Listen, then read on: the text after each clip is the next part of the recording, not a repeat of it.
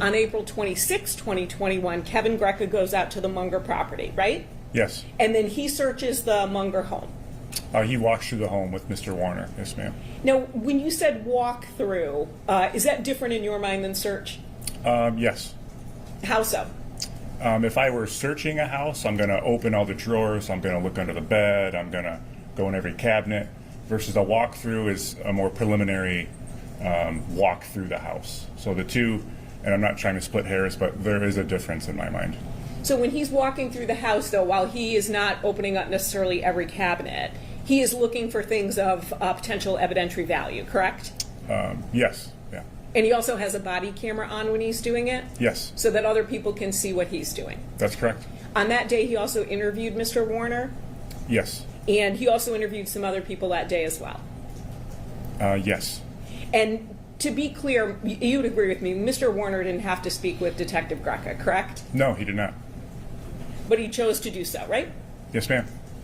So then on April 27, 2021, I think we've established there were two searches of the property. The one earlier in the day was the consent search that was cut short, and then the evening one was via a search warrant. Would you agree? Yes, on 4/27. Yes, ma'am. 4/27. I apologize. Did I miss the data? No, I'm just making sure I'm with you. Yeah. Okay. For April 27, 2021, and on that date, if we combine both those searches, land was searched as well as buildings. Yes. And then we know that they had both cadaver and tracking dogs there Yes. and drones, That's correct. because we've seen some of that footage. Again, Mr. Warner spoke to the police that day, correct? Yes. Now, when he changed his mind with Detective Greca, you've listened to that audio and video, correct? Yes. And he indicated that he, at that point, thought Ms. Warner was at her son Zach's house and she would be returning and he needed to get back to farming. That's what he said. A loose paraphrasing, but yes, ma'am. Sure. That's the gist of what he said. Yeah. Sure. Yeah, no, it's not a direct quote, but Yeah, you've been here for a while. I'm really busy. I got to get back to work. You guys got to go, basically. Now, then there was another search on April 28, 2021, of an additional property owned by Mr. Warner, correct? That's Cedar Point. Yes. And that was a consent search? I'm not as familiar. I'm going to take you for your word on the date. I know that they eventually did a search there. Do you want to see a report that will indicate the date? I'm not arguing with you. If Okay. you want me to look at it, I will, but I'm just... No, that's. I know they definitely searched it that week. I'm just not sure on the date. Yeah. That's great. And if at any point in time, it's a lot of reports, if you want to see it, feel free. So then on April 29th, 2021, there's another consent search of the Munger Road property, correct? Yes. And that had canines and drones. I'm not positive on the drones, but I know there's a canine there. Yeah. And also, that's when the surveillance system was checked and phones were retrieved. Yes. And Mr. Warner again speaks with the police. That's correct. There was another search on May 10th, 2021, and Mr. Warner consented to that. I'm not certain where that search was. That was to retrieve electronic devices, as well as Ms. Warner's mouth guard. Does that ring a bell? Oh, yes, ma'am. And then he also consented for her dental records. That's correct. There was another consent to search on May 14th, 2021. And I'm not saying that there was a search that date, but Mr. Warner was asked to consent to a search of his properties, and he said yes, correct? I don't recall that one specifically, Okay. ma'am. Would you pull up GAAZ01, page 39?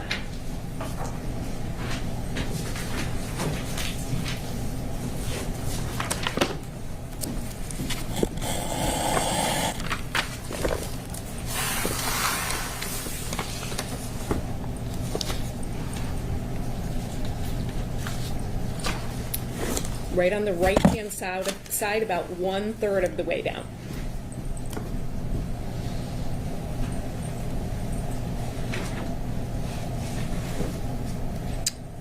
Yes, ma'am. 519. Oh, no, if you look at the top, it says 514. We'll get to 519 in a minute. Oh, I'm sorry. The way it's laid out is confusing. Now I see what you mean. Yes, ma'am. Okay. 514.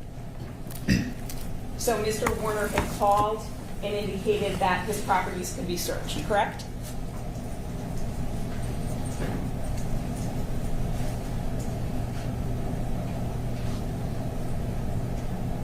Yes.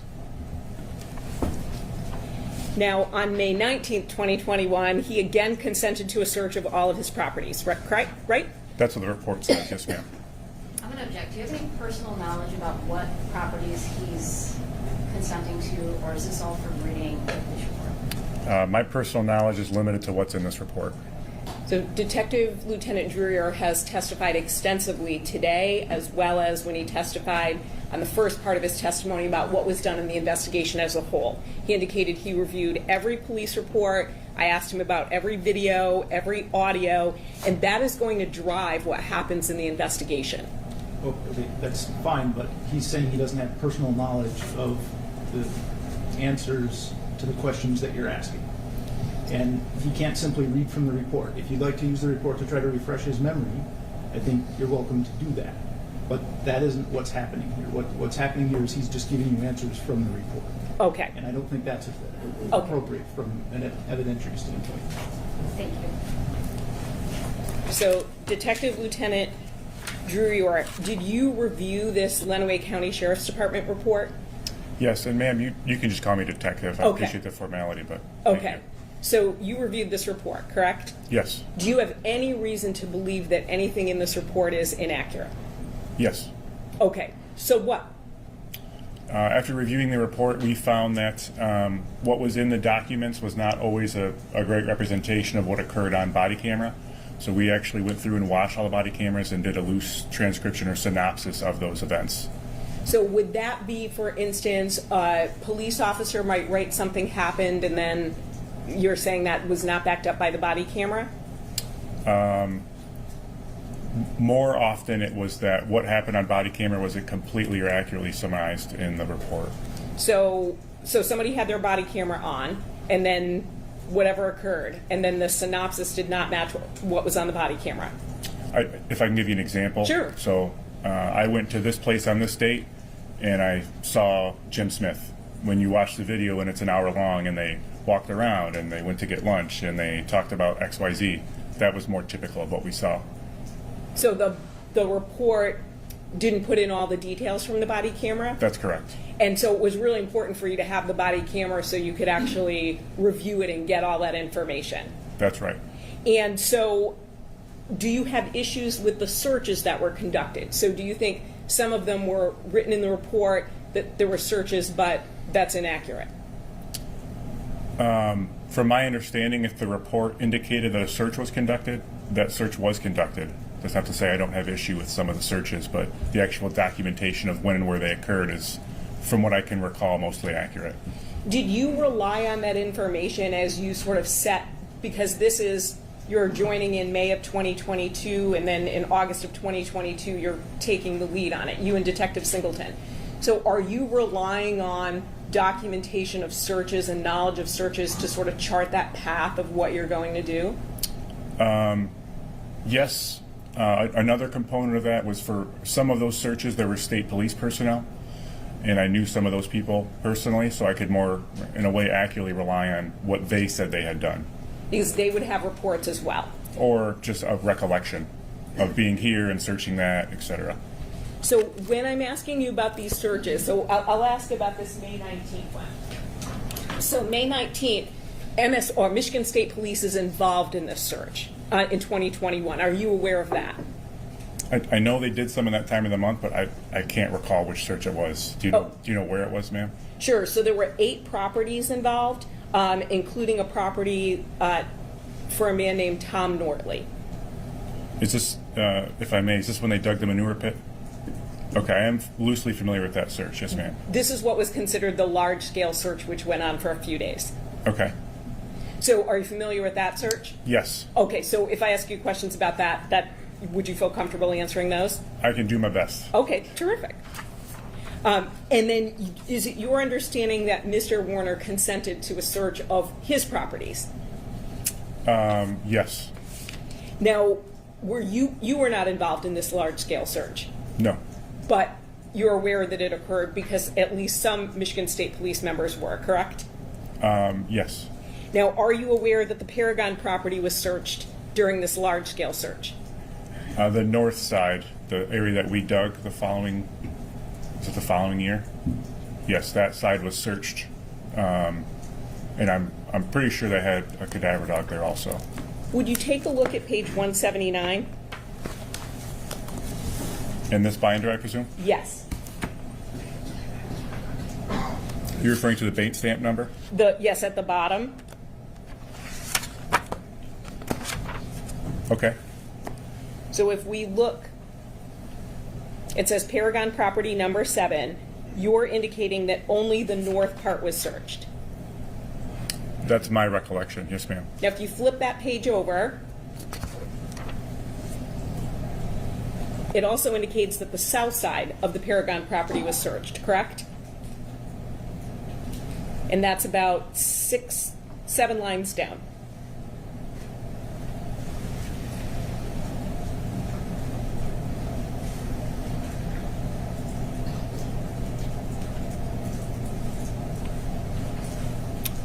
It refers to some people walking the field. Yes, ma'am. Sure, and it talks about search the fence rows, grassy area, barn, and equipment, correct? Yes. The south side is ultimately where tank 34 was found, right? Yes, ma'am.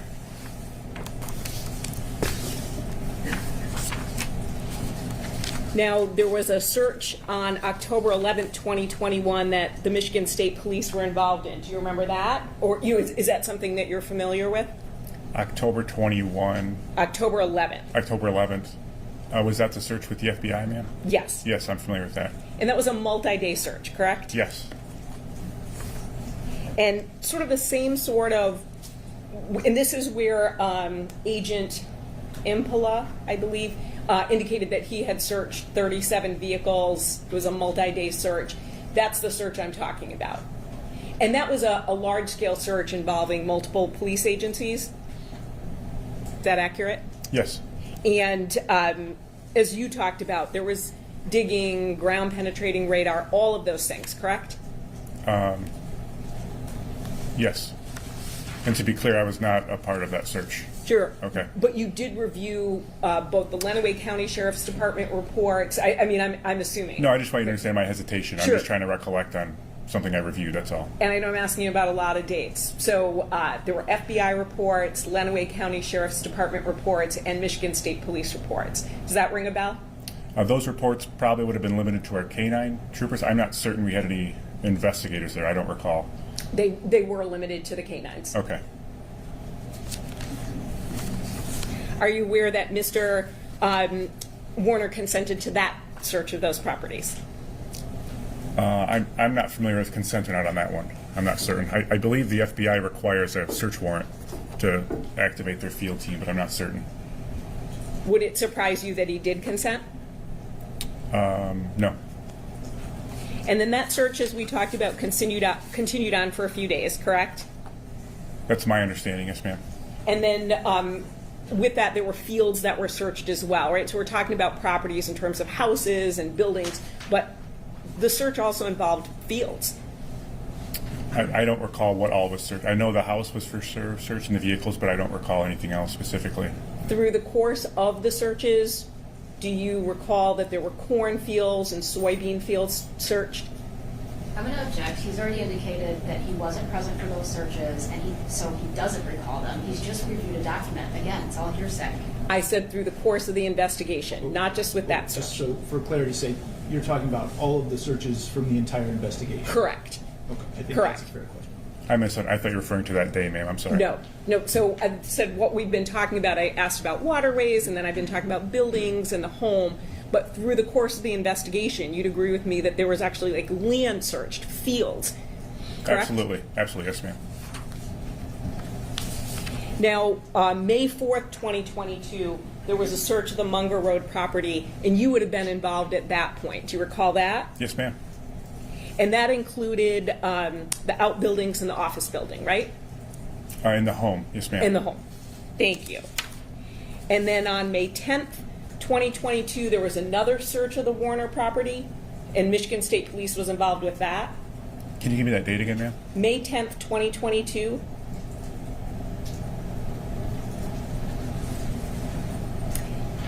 I don't recall what that search was. I'm sorry. I might be able to refresh your memory. Was there damage to the Hummer during a search? Oh, yes. Okay, so tell us. I did not damage the Hummer. You to be did clear. not, but tell us who did. He's already done testifying. Yes. One of our computer crimes analysts got into the very large commercial sprayer and attempted to get some data from it and bumped the handle.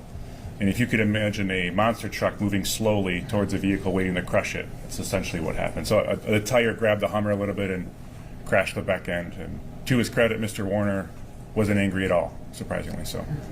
And so it's that search. So I thought that might. I was definitely there for that, yes. I thought that might refresh your memory. Mr. Warner had given consent to search, correct?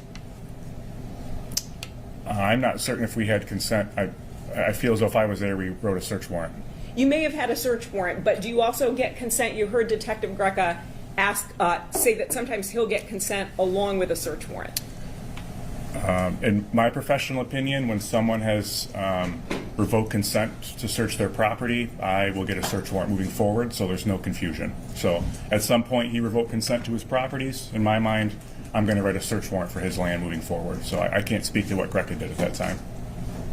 Now, we talked about damage to the Hummer on that date. Were there other instances where there was any damage to the property? Yes. And what was that? I can think of one in particular.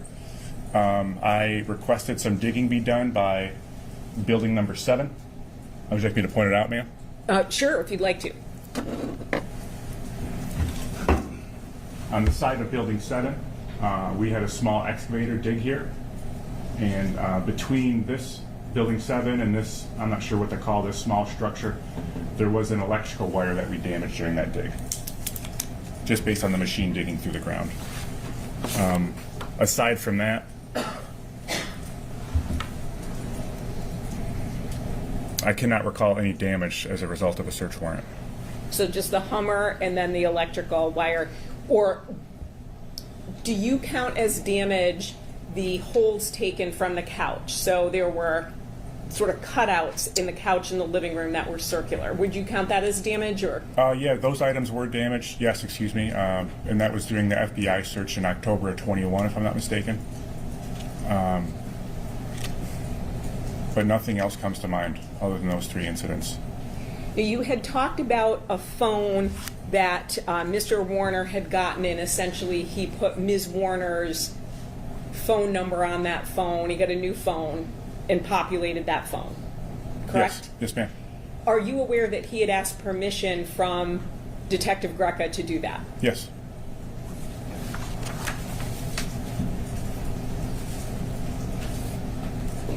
Then we talked about the searches that occurred in May. Were you present for the search of Ms. Warner's mother's, a home of Ms. Warner's mother, not where she lives permanently, but Miss Warner's mother's? Mr. Warner, excuse me, I'm sorry. Mr. Warner's mother. The vacant house that Clara owned? Yes. Yes, I am familiar with that. Okay, so there was that search, and she was cooperative when the police showed up to search it, correct? She was angry to find that we found a dangerous snake in the crawl space. Otherwise, she was perfectly fine with us being there. What did you do with the snake? I don't mess with snakes, so I didn't do anything. Just let it go on its way? That's somebody else's problem, unfortunately. And then we already talked about there was the search of the lake. That was essentially a lake bed in June. Is that accurate?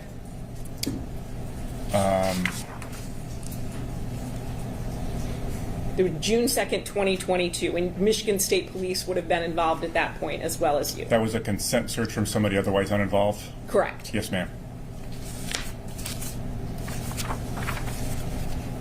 Then October 28th, 2022, Mr. Warner again consented to a search of his property, right?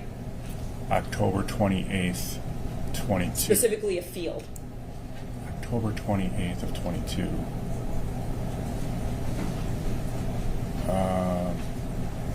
He gave me consent for something in 22? He consented to a field for his property to be searched. Would looking at a report refresh your memory? Yes, ma'am, please.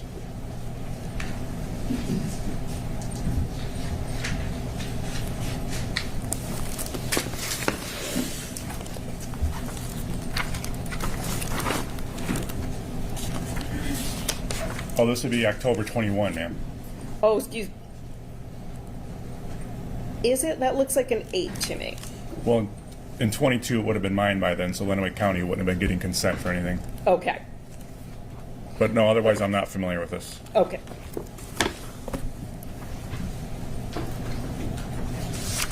But if Lenawee County has consent to search forms in their report, you're not disputing that those are valid, though, correct? I would have no basis one way or the other, ma'am.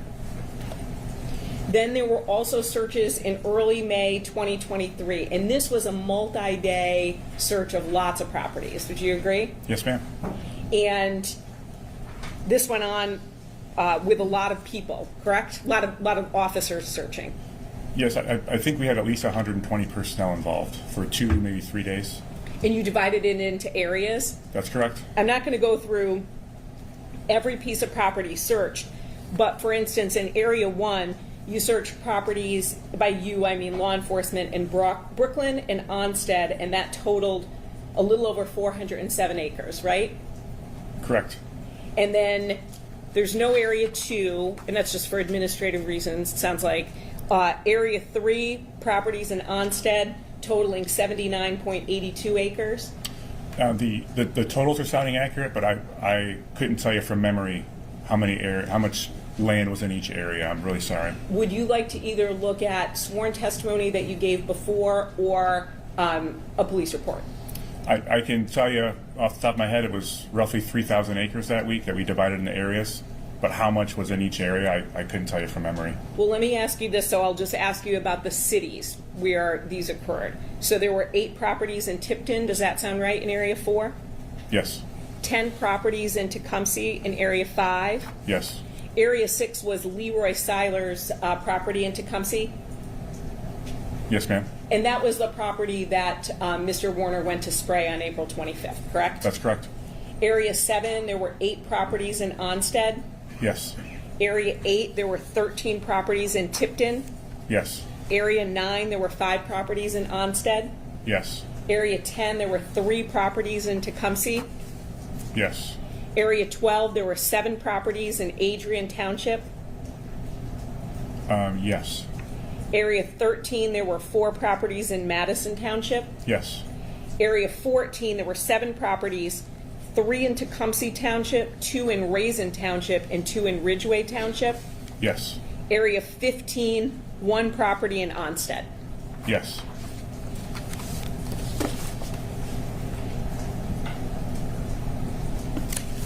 There was also, I think you talked about a search in January of 2024, correct? Did you talk about that on direct? January 24 or January 23, ma'am? Excuse me, January of 2024. Was there a search in January 2023? I'm sorry, give me a moment. So,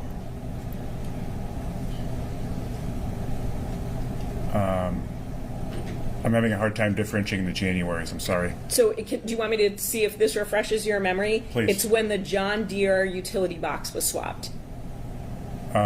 Yes, that's what I would call the reenactment with the front end loader, that search. Oh, yes. Yes. So that's January, I believe, of 2024. Would you agree? I'm sorry, I thought it was 23 at first, but I Okay. believe you. Yes, ma'am. And then there was also later on in that month an excavation, correct?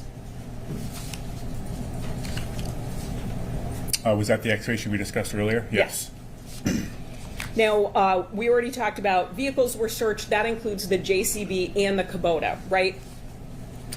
Those were searched by the sheriff's department. I'm not certain that we did anything with either of those vehicles. We utilized the front end load of the JCB for the reenactment, but I'm not certain that we searched it formally. Now, when you talked about the later search where you found the and paint cans, those sorts of things, you said you found those, you grabbed the paint cans off the shelf? Yes. Shelf? Yes. Now, do you know when the paint cans were purchased? I do not, no ma'am. And what about the duct tape? Do you know when that was purchased? I do not, no ma'am. Anything, the tarp, anything like that? No. Did it surprise you to find Rust-Oleum white in a barn on a working farm? No. Did it surprise you to find duct tape there? No. Did it surprise you to find a blue tarp? No ma'am. Or I should say there were multiple blue tarps, correct? At least 2, yes ma'am. And same with the drawers and with the stickers in them. You don't know when those were ordered, correct? I do not.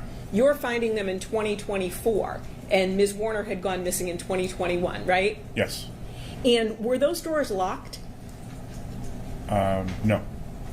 Were the buildings locked when you were there? Did you need a key to get into every building? On that specific search, I don't recall. In general, most of the outbuildings were unlocked. I'm certain there's a time at some point we needed a key for something, but most of the time, things were open for us.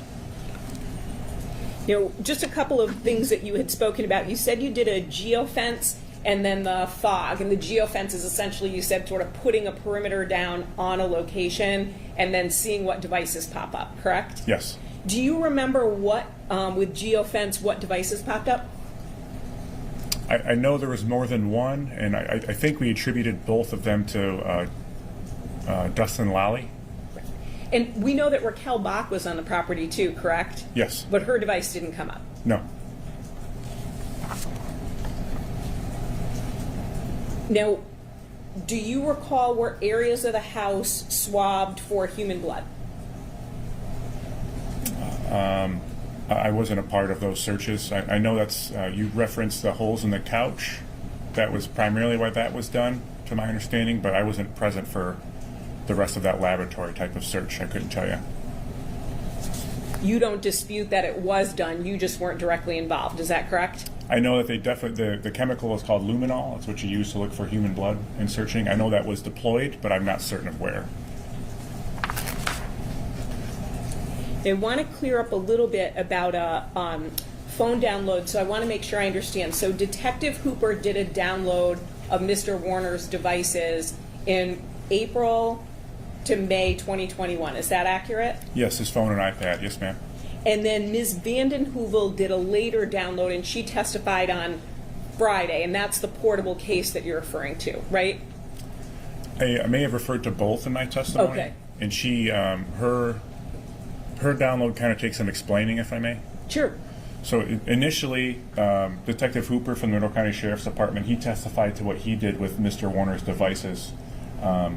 A big part of what you can do with electronic devices depends on the licensing that your department or whoever you work for purchases. They're really expensive. So in our instance, we're fortunate that we have what I will call the A license. We have the newest technology, the Michigan State Police. At the time, Detective Hooper, no fault of his own, he had kind of the B license. So when we examined those pieces of information, the analyst, Danielle Vanden Heuvel, she took the original information that the Monroe County Sheriff's Office had and put it into our A license, if you will. But then subsequently, she also made someone from her office made the recommendation, we want to gather these devices again so we can put them all through that A license, if that makes sense. So her work was from Detective Hooper's to May, because that's what we heard. So essentially, if he did the download and looked at it in, let's say, early May of 2021, she's looking from May of 21 to May of 2022. No, that's not necessarily true, because the subsequent download that we conducted could also have data going back to April of 21. Okay, so do you know if it did have, I'm talking about do you know if it had anything additional before April 25th, 2021? Any data on the phone? Yes. Before that?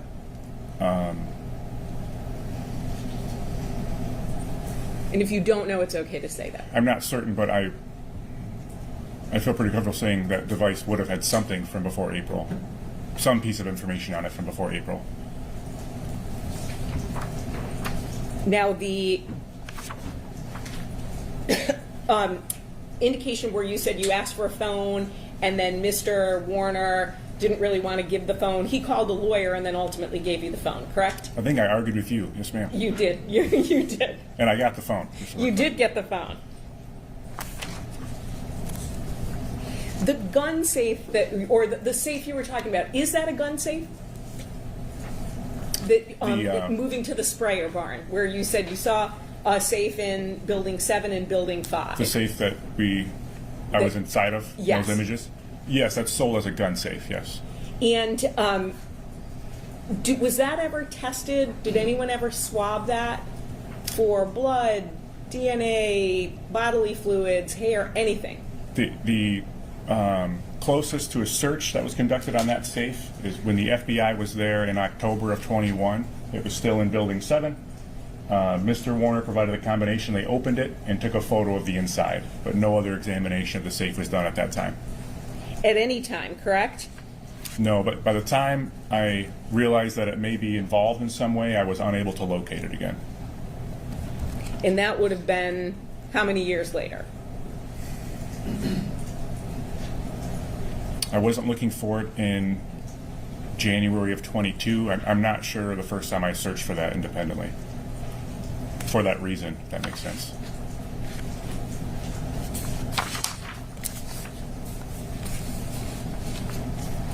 We saw some videos of Mr. Warner speaking to the police. You would agree with me, he spoke to the police numerous times when Detective Greco was the lead on the case, correct? Yes.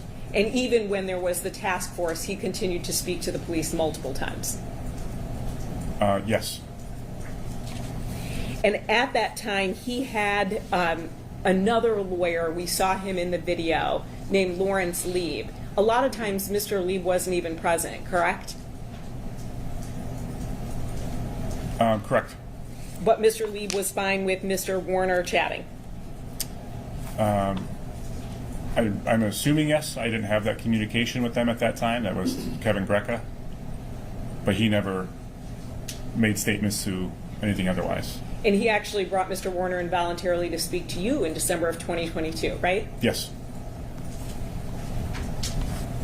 Now, while you talked about Jamaica, Mr. Warner was always adamant that he didn't harm his wife, right?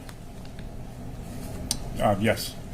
Now, kind of going to that Jamaica interview, it was actually you who brought it up about 45 minutes into the interview, correct? And you said something like, initially you made a statement about Jamaica. Why do you think she'd be in Jamaica, right? That sounds correct. I would have been asking him about a previous statement he made. And then he explained why, right? He didn't just say, hey, I think she's living in Jamaica with the drug cartels, right? When he went into the mystery man that she might have met on a cruise ship. So, nope, this was when he talked about the fact, tell me if you need to refresh your memory. I'm sorry, can I correct myself? Yes. When he talked about how she was enamored looking up at the hills when they were on a vacation. Yes, he said she really liked Jamaica, correct? Yes. And Mexico. Yes. When they were in Jamaica, she had befriended, he didn't use the term concierge, but he said the person at the resort who was able to kind of get you what you want, correct? Yes. And she saw mansions up in the hills, right? Yes, ma'am. And she thought that looked really beautiful and she'd wanted to go up there, correct? Yes. And she was told, don't do that, those are drug cartels, correct? Yes. But Mr. Warner said she was still like pretty fascinated by it, correct? Mm-hmm. Yes, ma'am.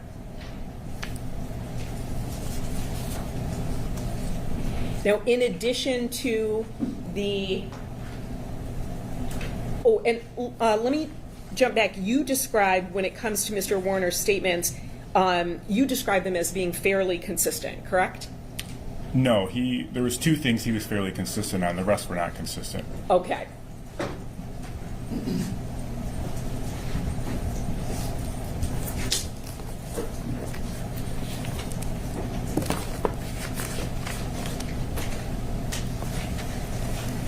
I'm going to show you a police report. It says investigated by Daniel Drurier. It's an MSP report, page 21. Which suffering?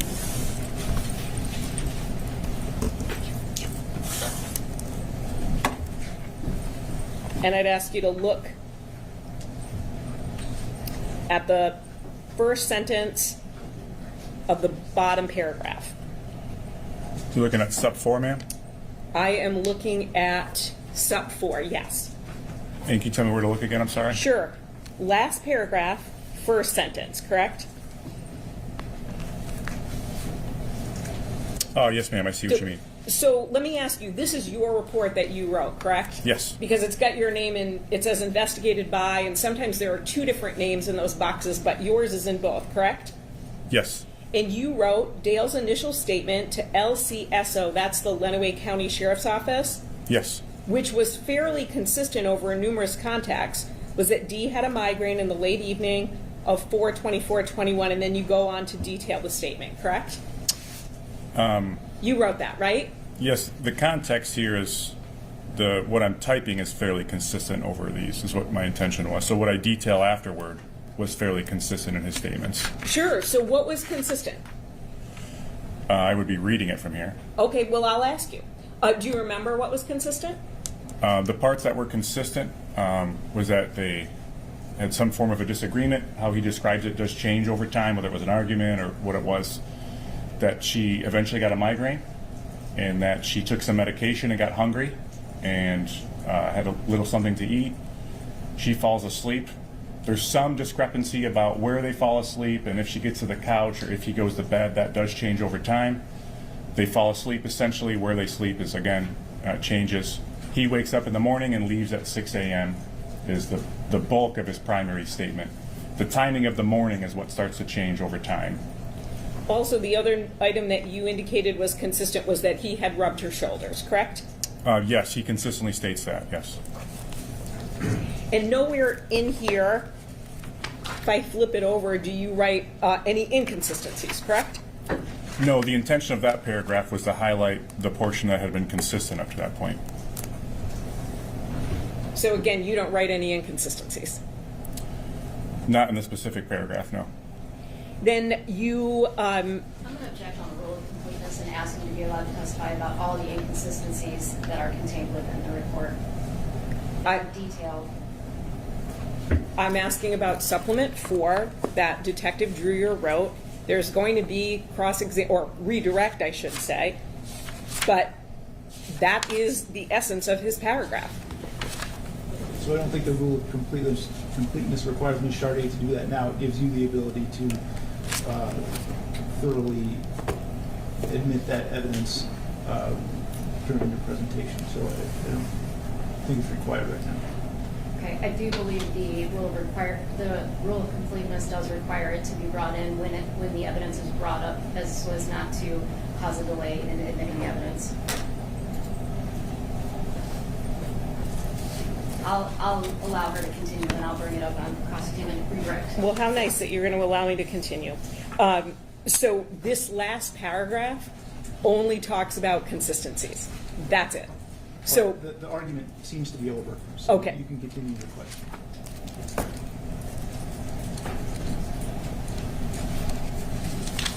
Now, there were hundreds of interviews conducted. You'd agree with me?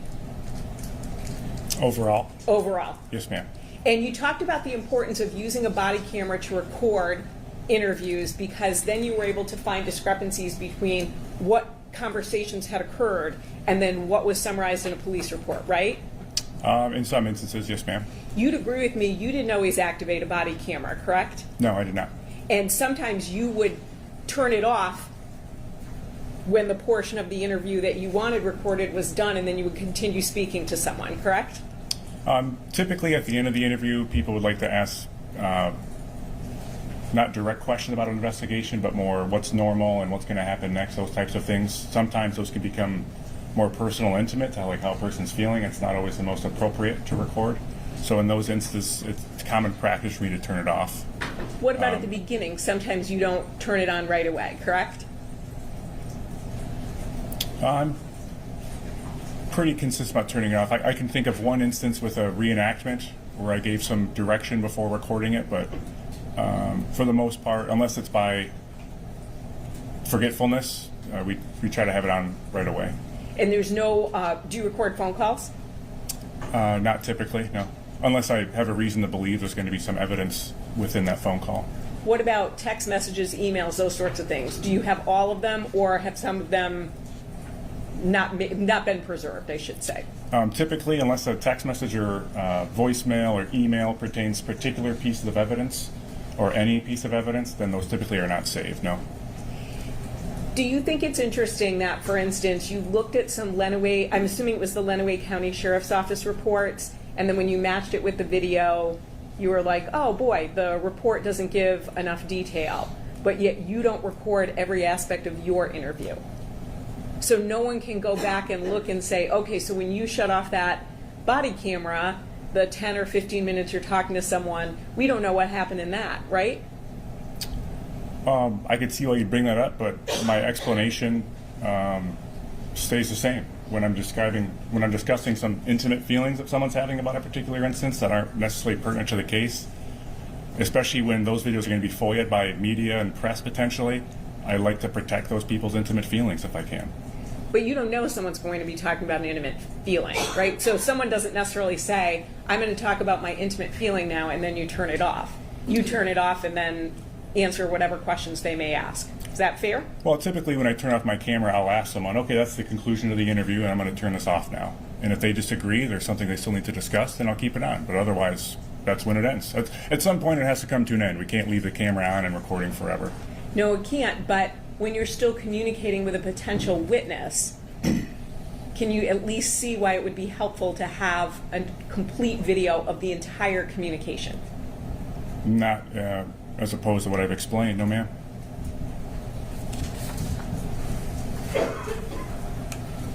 Moving to the sprayer, you talked about the fact that you had essentially reenacted Mr. Warner's movement with the sprayer, and you matched it up with GPS information that you received from John Deere. Is that correct? A combination of that GPS information and Dale Warner's statements of that morning, yes ma'am. And then did you also, or law enforcement also, look at the weather that day? We had, and due to a few different reasons, we weren't able to completely recreate that, unfortunately. But not a very windy day, would you agree? There's mixed reviews on that. I wouldn't feel comfortable because I wouldn't feel comfortable commenting because I don't know with clarity. Now, when you looked at, it sounds like you looked at all of the portable case download. Is that the correct terminology that you're using? Yes, ma'am. The phone dump that we kind of call it Yes. colloquially. Okay, so you looked at all of that. You also looked at Mr. Warner's fitness data from April 24th to April 25th, correct? Yes, ma'am. And that indicated that, I should say, that kept recording from roughly 7 p.m. I'm looking to 11 o'clock in the morning, right? That's an area that you had zoomed in on? That is an area I zoomed in on. I'm not certain I would say that it kept recording. Well, it shows that he had a heart rate from 7 p.m. to 11 a.m., correct? I don't feel comfortable answering that with a yes or no. Okay, so would you show? I can just explain. I don't think you need to show it. Okay. So let me ask you if that's okay before you get to your explanation. It showed that Mr. Warner had a heart rate, correct? Yes. So it showed the total number of readings, and to be clear, it breaks it down by hour, right? So 7 to 8 p.m., 8 to 9 p.m., 9 to 10 p.m.? There's more detail than that. Sure, no, but when we're looking at the information you put in a police report, that's how it's broken down, correct? I don't recall what information is in the report, but I know there's more detailed information in the portable case than that. Okay, so let me show you what's in your report, if that's okay. It's on page 6.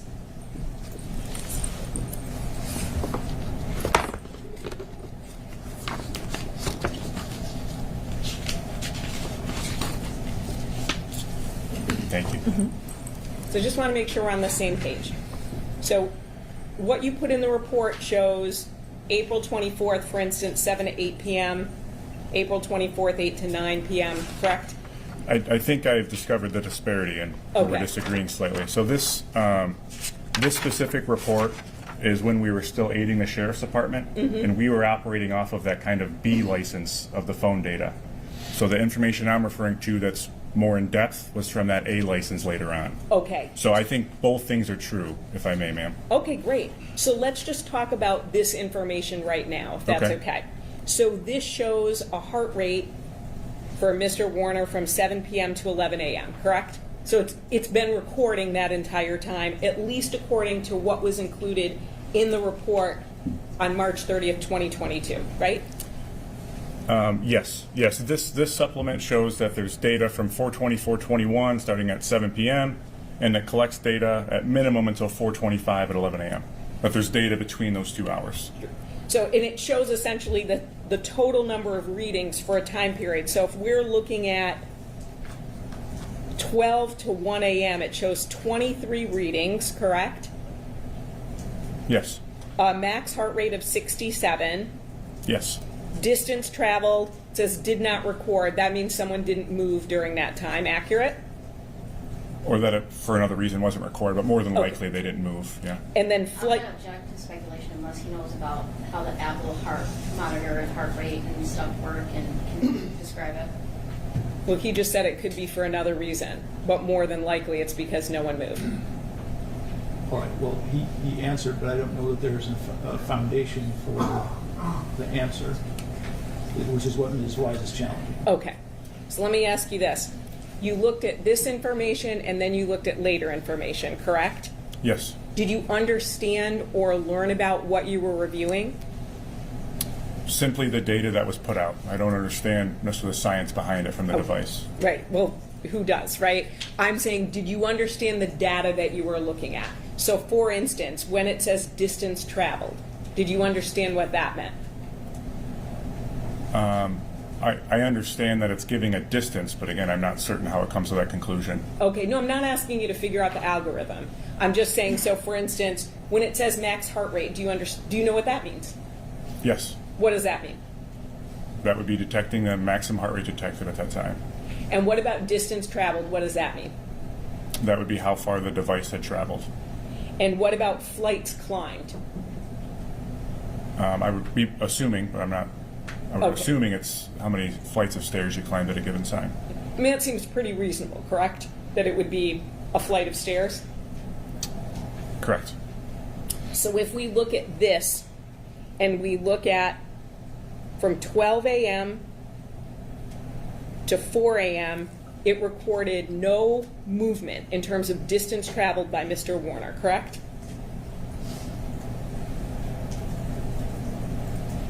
Correct. And then if we look at flights climbed from 8 p.m. to 6 a.m., it did not record any flights climbed, right? Correct. And then if we look between 4 and 5 a.m. for distance traveled, it says 1.18. Do you know what measurement that is? Is that in feet? That's my assumption.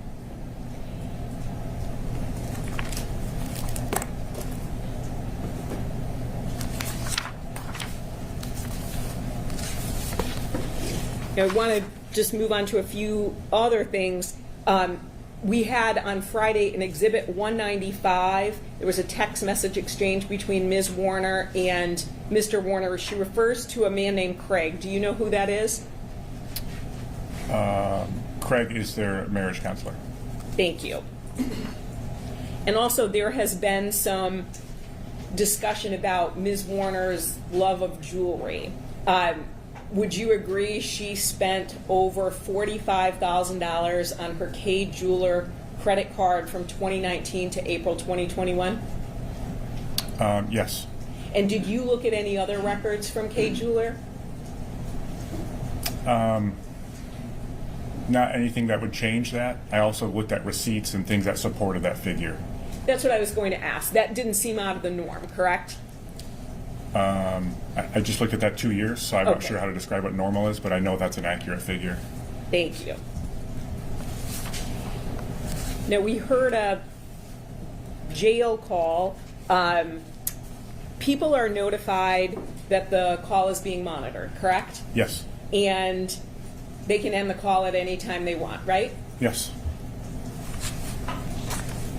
The JCB reenactment that we saw photographs of, who was driving the JCB?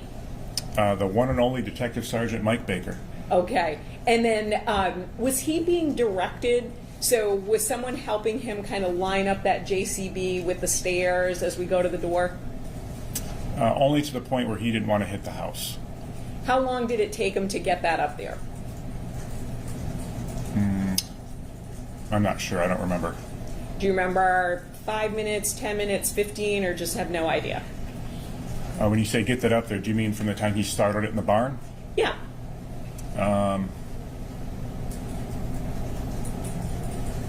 5 minutes, maybe. I'm kind of flying blind. I can't remember that far back. Sure. And that's all right. And do you know how fast he was going? I couldn't tell you. No, ma'am. Did he seem like he was going pretty fast, or? I'm not even certain I was there when he was moving it until he got close to the house. I can't tell you. Now, even though you did that reenactment, there's no physical evidence on the JCB that Ms. Warner was ever in that front loader, correct? No. So- It was processed, and there was no physical evidence located by the other agencies.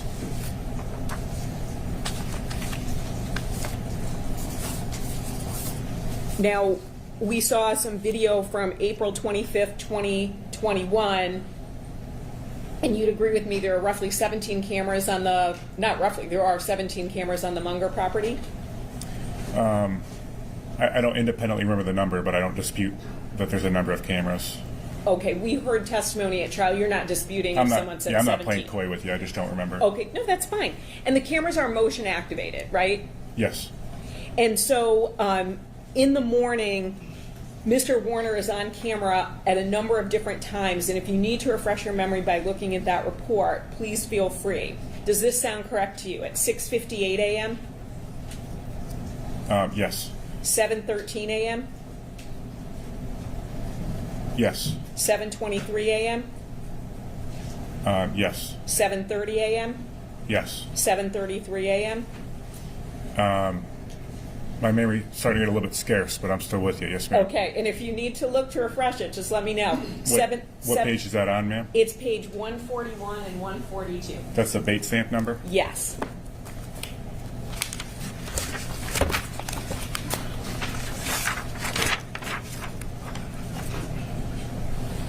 I see the page, but this is Scott Singleton's report, ma'am. I didn't write this. Okay, well, did you look at the footage? Yes, but I don't know it as intimately as he described here. So do these numbers sound right to you or no? They sound right because I know Scott Singleton, and this would be accurate, but I don't. So you're saying you don't have an independent knowledge of that? That's correct. If Mr. Singleton is, or Detective Singleton, I should say, is saying that he saw Mr. Warner on camera at 7:34 a.m., 7:40, 7:41 a.m., you're not disputing that? No, ma'am. I would expect these to be exact and thorough, but I don't have independent knowledge of that.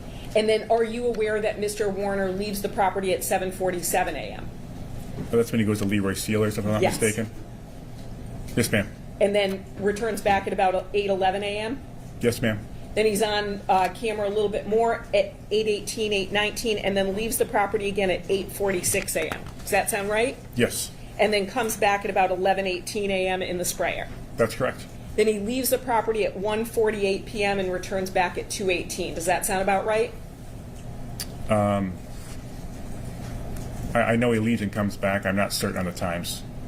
And the surveillance video is in evidence, so if you don't know, that's fine. Okay. Okay, so and if you don't remember that? I know he leaves about that time. I know he comes back in the early afternoon, but those times escape me. I'm sorry. Now, Ms. Saylor, would you please pull up snip A for me? This is from the fuel tanks on the property at 3:41 p.m. Nope, that's the wrong one.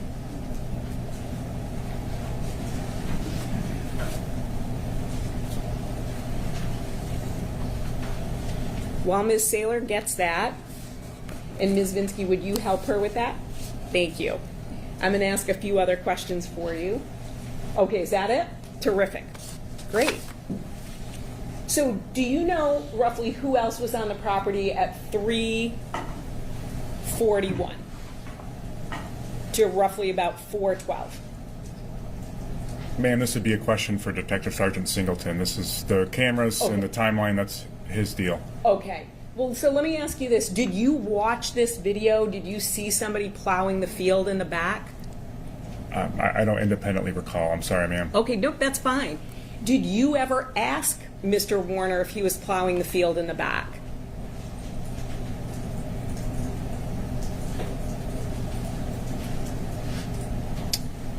I don't recall.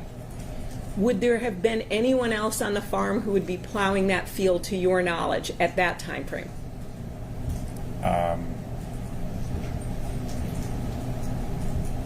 I'm not certain who else would have been there plowing the field. I have no independent recollection of that, ma'am. Did anyone tell you, any employee who was there, I also plowed the field in the back? I don't recall someone stating that, ma'am. And so you haven't looked at the surveillance video to see the plowing of the field and then what it looked like after the work was done. Was that correct? I've looked at the cameras. I'm not familiar with the plowing of that field. No, ma'am. Thank you, Ms. Taylor. Now, I was a little confused when you talked about the welding theory. We heard Detective Singleton say it came up pretty soon, about in April of 2022. Is that your recollection of when it came up? I know it was sometime that spring or summer, but I don't know exactly when. And then I was also, so who came up with the idea? You or Detective Singleton?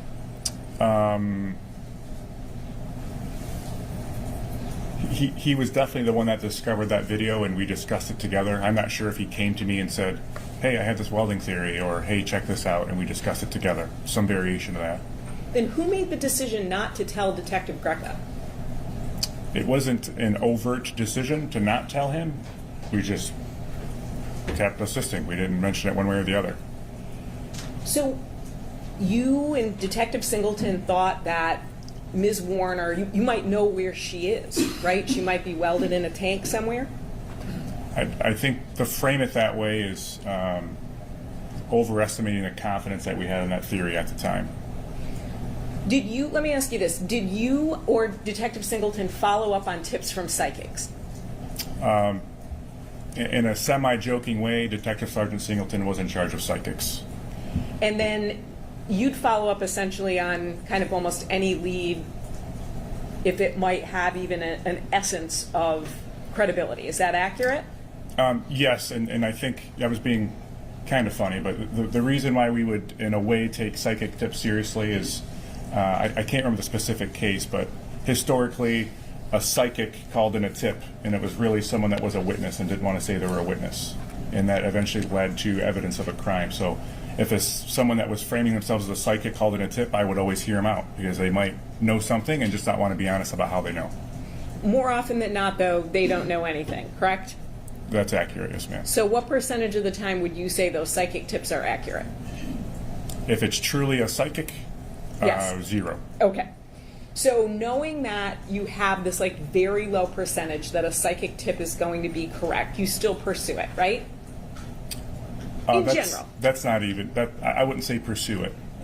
For instance, we searched a small private lake. A psychic had called in about this lake, and when I reviewed the property, it was connected to a piece of property of someone that Dale Warner was had a familial relationship with. So based upon that, it can't hurt, let's go check it out. That's how I would pursue it typically. Does that make sense? Sure. So what would be the problem? I was confused with saying to Detective Greca, boy, we've got this theory. Let's maybe brainstorm around it, talk about it, look into it. The assignment of assisting the sheriff's department wasn't, I don't want to be disrespectful, ma'am. I'm trying to choose my words carefully as my hesitation. It wasn't the most comfortable assignment. There were people there that weren't always receptive to someone else showing up to look at their work. So my assignment at that time was to review what had been done and make recommendations about what had been done, not to present new theories or ideas, and I'm not certain it would have been received well. Even if it hadn't been received well, don't you think it would have been prudent to at least offer it up, right? Because at this point in time, there is a missing woman, and there is a family hoping to find that missing woman. So whether it's comfortable or polite or courteous, isn't it your job and Detective Singleton's job to say, listen, we've got this theory, and if somebody doesn't want to pursue it, that's on them?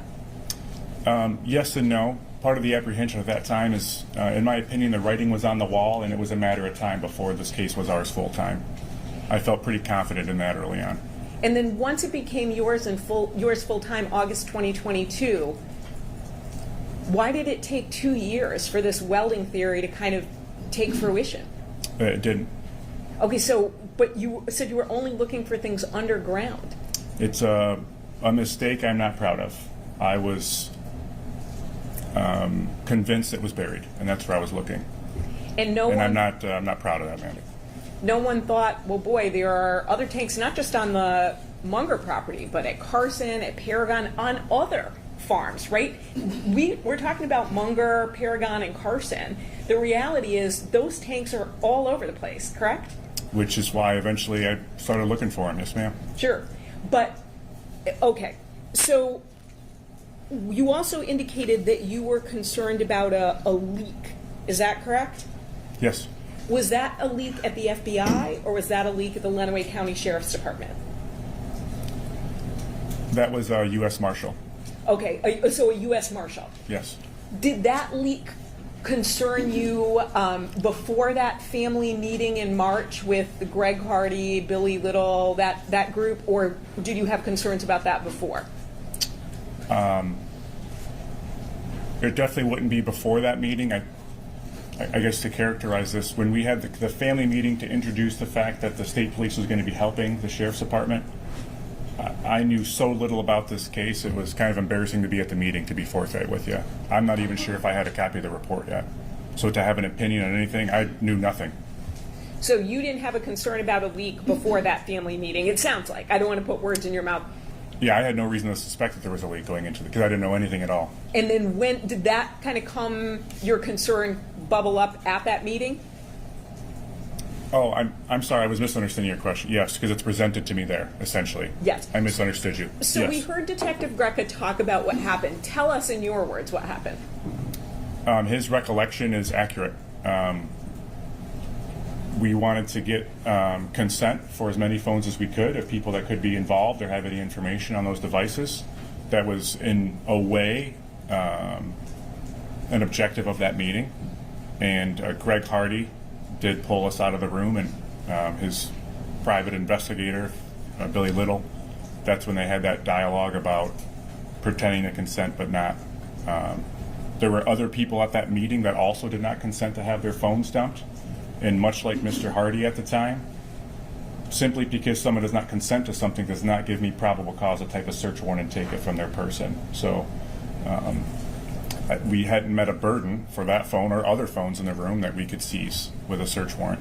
Did anyone else ask you to pretend that they were turning it over for a download but not really download it? No, ma'am. So that was only Greg Hardy and Billy Little. And what was the rationale for that? You said it was a United States Marshal. What was the rationale for not like being concerned that someone would look at the phone?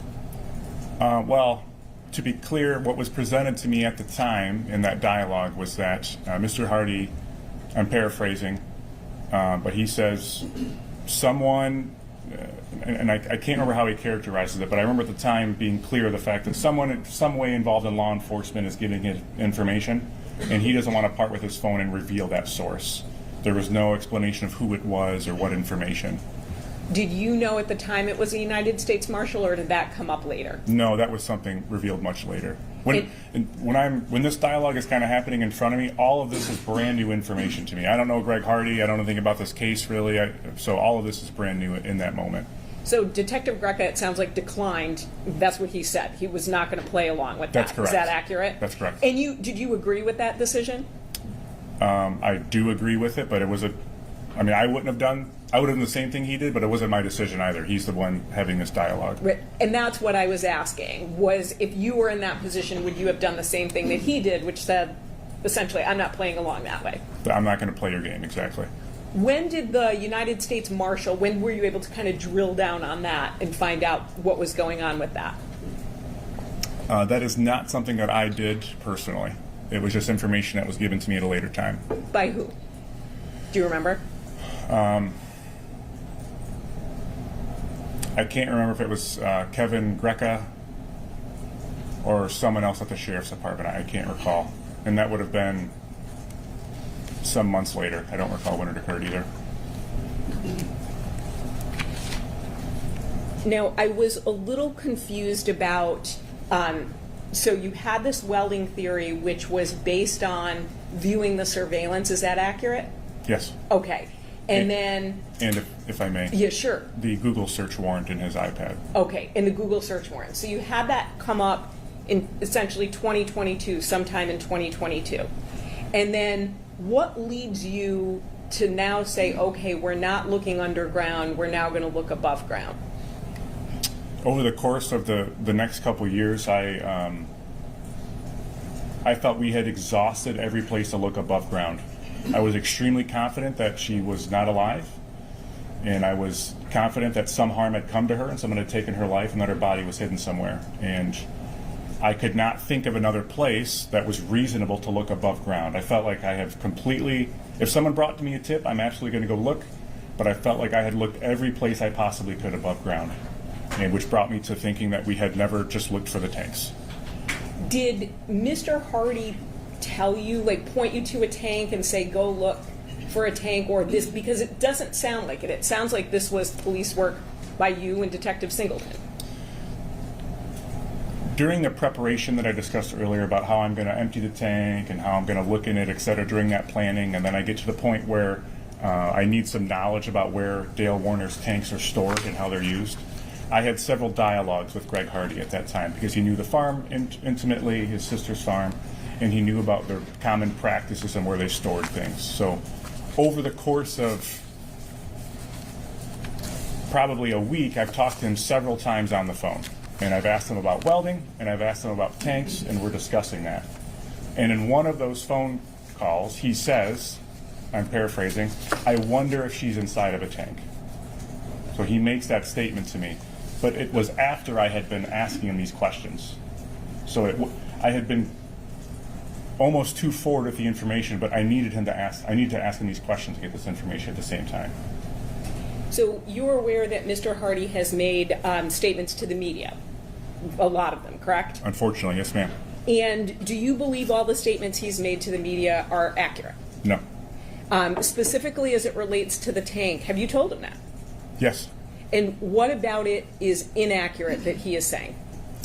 His characterization of events, he's done, I can think of one interview in particular that's not based upon fact.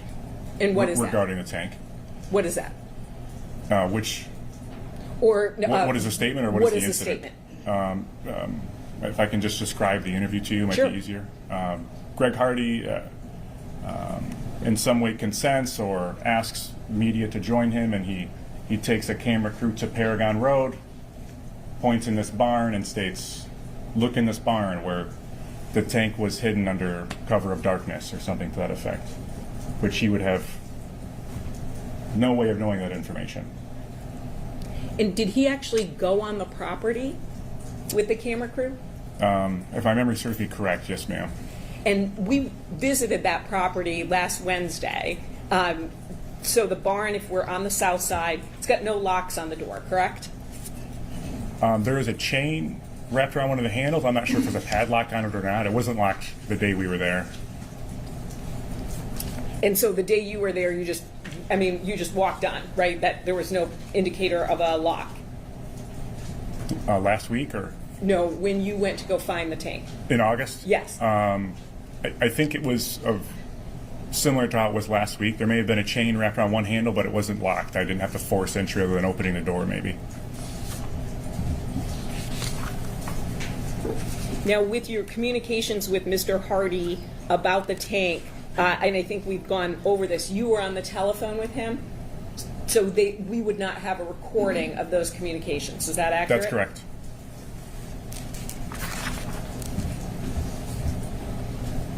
You had talked about sort of leading up to that point where you went and found the tank, you spoke to someone who had borrowed or been using some of the tanks on Paragon, correct? Yes. And the last name of Smith, does that ring a bell? Was it Henry Smith? Yes. I couldn't remember earlier. Yes, thank you for reminding me. And he was interviewed? Yes, I spoke to him on the phone, and I think one detective went to see him in person.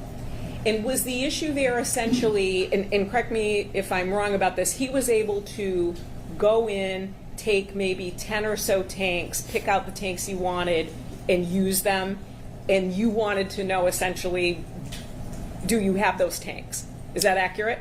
Yes, I spoke with Mr. Smith on the phone, and he explained that at some point in the past, he had to store a bunch of anhydrous ammonia in a hurry and didn't know where to put it.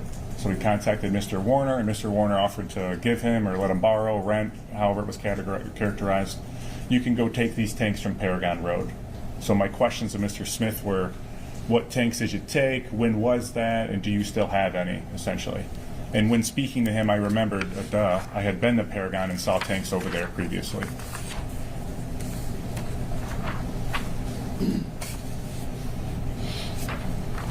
You talked about the fact that the duct tape from inside the tank still was not dry yet, so you weren't able to do any DNA analysis, correct? Yes, nothing inside of the tank was suitable for any DNA or print analysis based on the condition.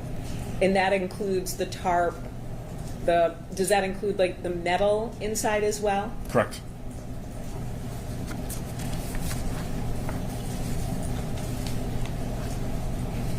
When the tank was opened, was there a smell? Yes. And was the smell ammonia? Or a chemical smell, I should say? In a way, yes. There was other odors also. Sure, and unfortunately because the body was inside the tank. But we heard Dr. Cho say there was a strong smell of ammonia. Would you agree with that? Oh, yes, ma'am. Yes. And to be clear, I think the reason why I misunderstood your question is Dr. Cho is referring to what's at the office as opposed to being at the tank. That's why I didn't understand you. I'm sorry. Oh, that's all right.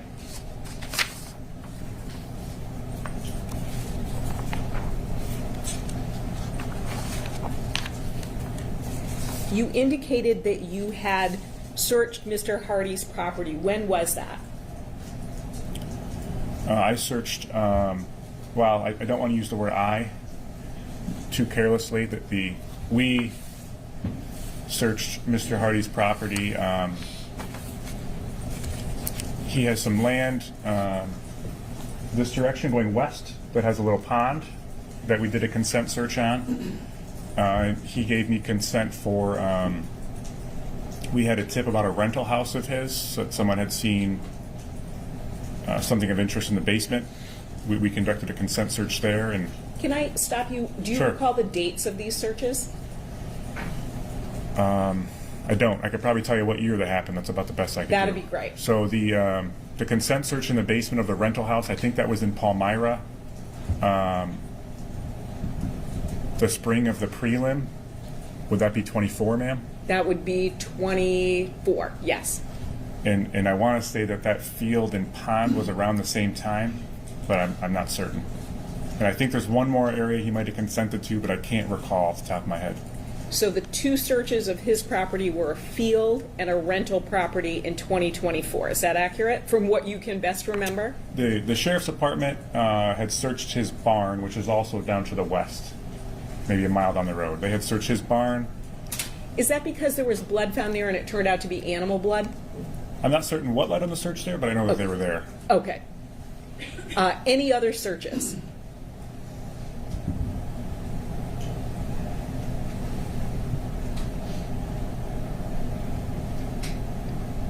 Not that I can recall regarding Greg Hardy, no ma'am. Correct. And then we talked about him making statements that were incorrect to the media. Is it fair to say that the private investigator he had hired, Billy Little, he also made statements to the media which were incorrect? I'm not certain he ever made statements that were correct. Okay. Does that make your job significantly harder? Unfortunately, yes ma'am. I have no additional questions. Thank you, sir.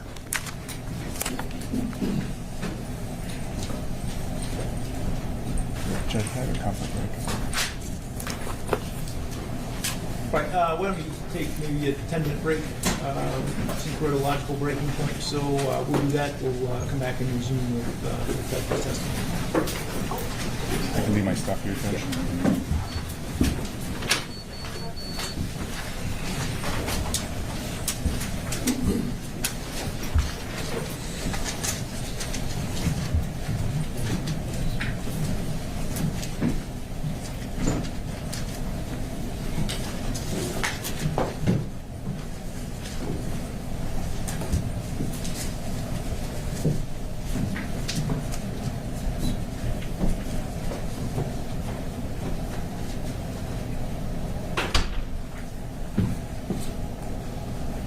All right, we will resume in about 10 minutes. I brought my water, sorry. Excuse me, Judge. Thank you.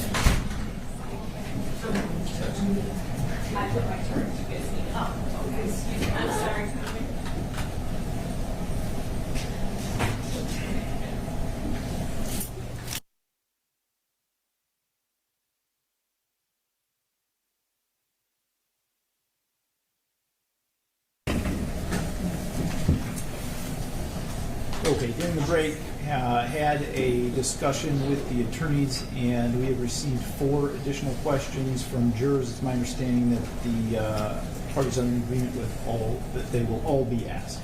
That's correct. That's correct, Your Honor. Okay. Are we ready to bring the jury back? Yes, Your Honor. Yes, Your Honor.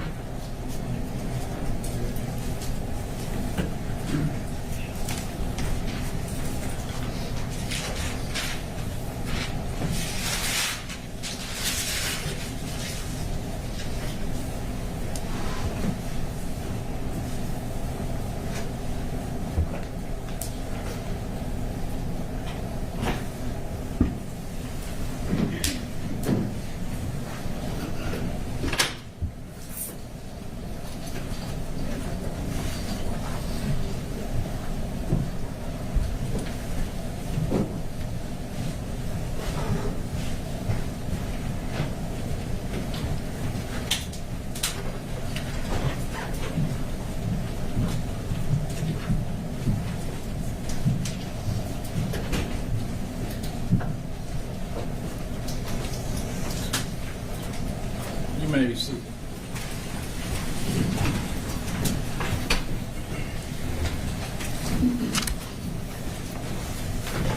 We've talked a lot about searches, whether it's consent or search warrants. Can you describe to me what exactly is a search warrant? A search warrant is a document that an investigator, a detective, police officer would manually type. That document would detail that they are investigating a crime, what crime that is. It would detail that they want to search a certain place and what place that is. And it would have to detail what they're searching specifically for. And it would have to detail the probable cause necessary to search those areas. So for instance, if I had an eyewitness that said one of you were involved in a hit and run crash and they wrote down your license plate, I go to your house and I see your car parked there, I could reasonably articulate that your car was involved in this crash and I have to search it for evidence of that crash and what those pieces of evidence would be. Depending on the county that you're writing that search warrant in, or that jurisdiction, some counties like a prosecutor to review it, some do not. Either way, a judge or magistrate has to sign it to give you that authority. Now, Ms. Chartier asked you about the defendant consenting to searches of multiple properties over the course of many years, correct? You're referring to Dale Warner? Correct. Yes. And he consented to searches of all of his properties, except for on what date? Except for on 4/27/21. Okay, and what happened during the course of that search? When the drone team and the canine team showed up, Objection, because I don't think that Detective Dreer was present on April 27th, so it wouldn't be from personal knowledge. This goes to his investigation and why he focused it the way he did. The next steps he did. Okay, so again, the issue is personal knowledge. So what it goes to doesn't address the personal knowledge issue. So the challenge is that he doesn't have a foundation of personal knowledge to testify to this. So, based on the one search that the defendant revoked consent, did you do anything additional? Such as watching the body cams or surveillance or yes. Based on the fact that he revoked consent during that search, Once the tank was discovered, we revisited those videos, body cam videos and drone videos, to try and reconcile where that tank may have come from and where it was.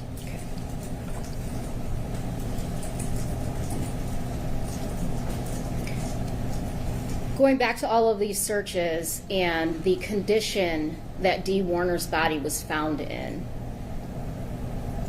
would you have expected to find her body even on April 26, 2021, with all of the items that you had to help aid in your searches? Objection, speculation.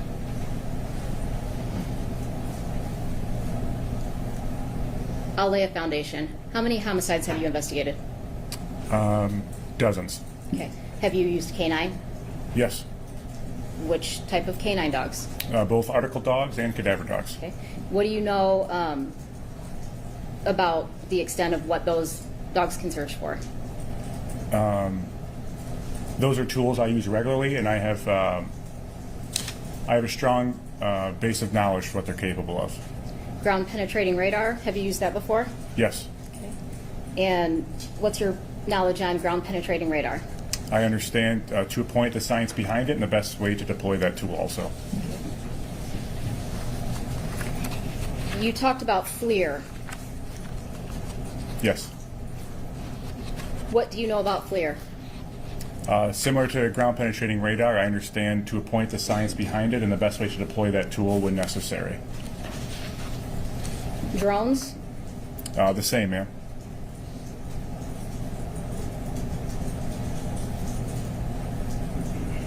Excavating? The same. Based on your training and experience and the condition Miss Warner's body was found in, would you have expected to find her even on April 26, 2021? Objection, still speculation. I believe he's laid a sufficient foundation for, he knows the facts of this case as well as his prior training and experience. I would overrule the objection. I don't think it's speculative. Could you re-ask the question, ma'am? Yes. Based on your training and experience and the condition that you found Miss Warner's body in, would you have expected to find her even on April 26, 2021? No.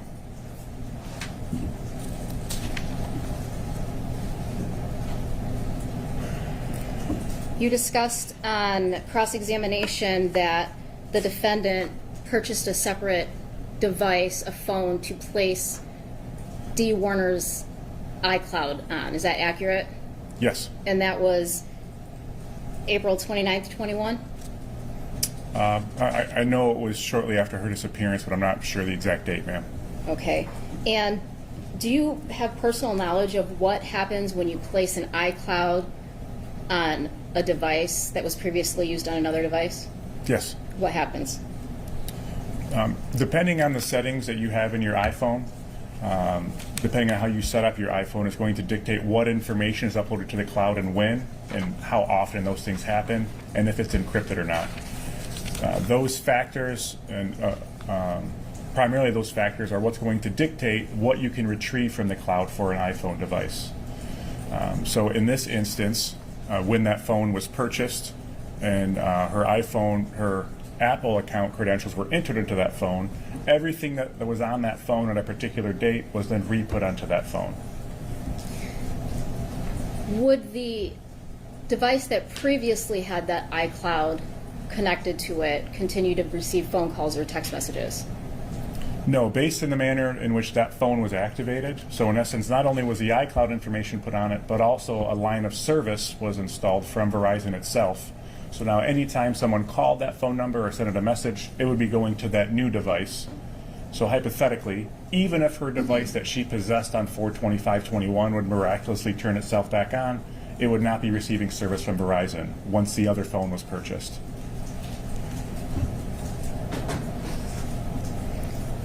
You discussed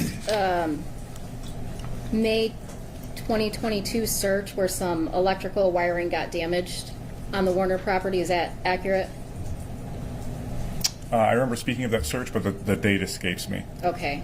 And was that because you were doing digging, you said? That's correct, with a small excavator. All right.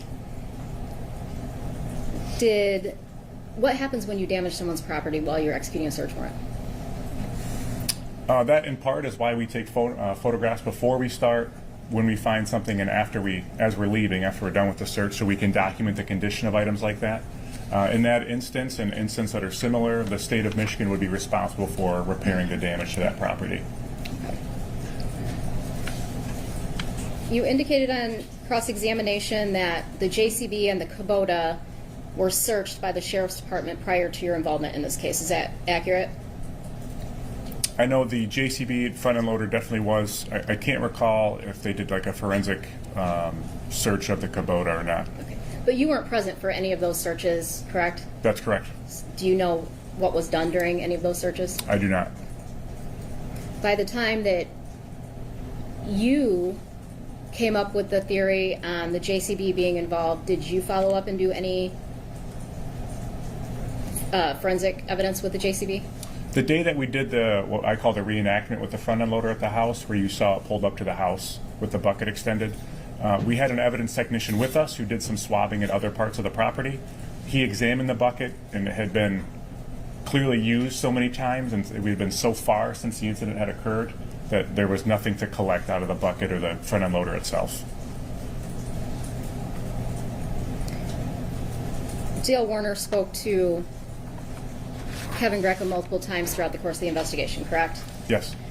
And although we've seen a snippet of those interviews, would it be accurate to say that Kevin Greco did a lot of the talking? Yes.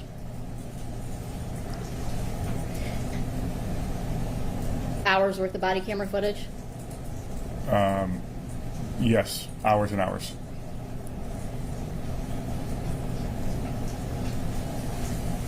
During the course of your interview in December 2022, you asked the defendant about Dee being in Jamaica or Mexico. Why did you ask him that? He was making statements to numerous people that was his belief at the time. Okay, and how strong was he that she was in Jamaica or Mexico when he made these statements? He seemed to be convinced that she had taken money from the business and that she escaped to one of those places.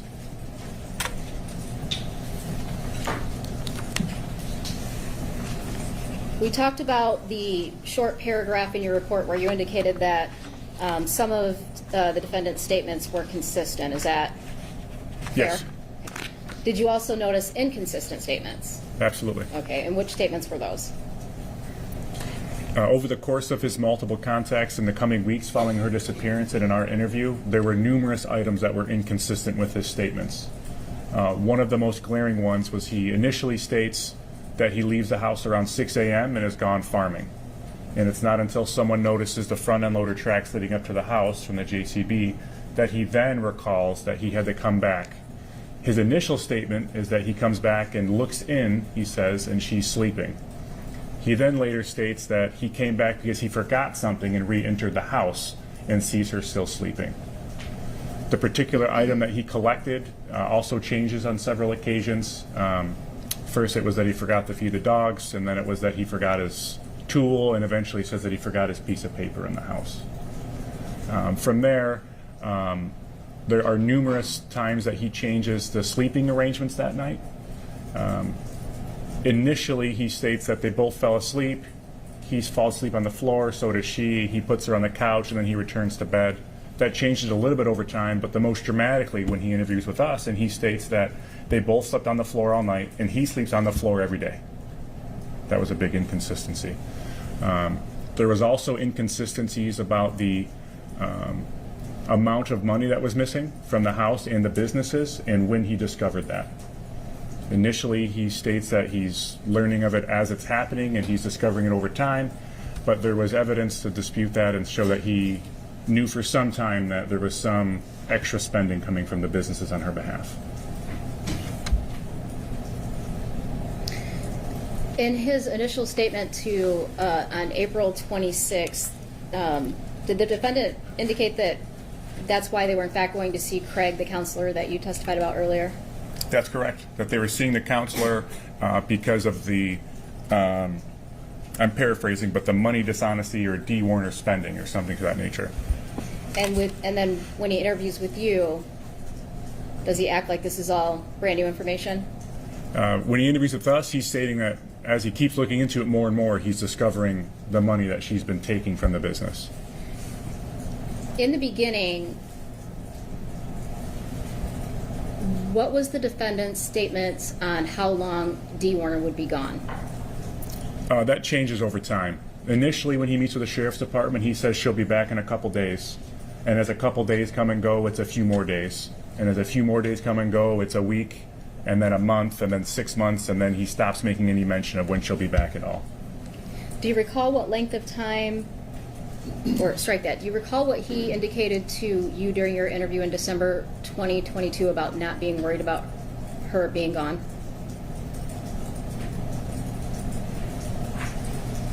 I don't recall, ma'am. I'm sorry.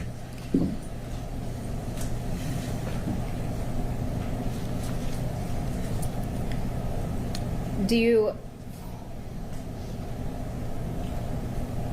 I'll come back to that.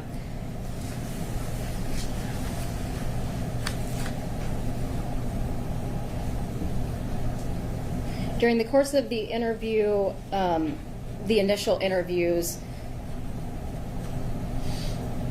Dale Warner consistently says that he has a conversation with Dee about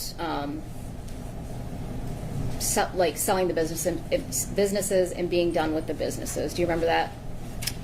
Yes, he makes reference to that several times. Okay. And during the interview with you in December of 2022, he makes mention of having discussions with Dee Warner about the grandkids.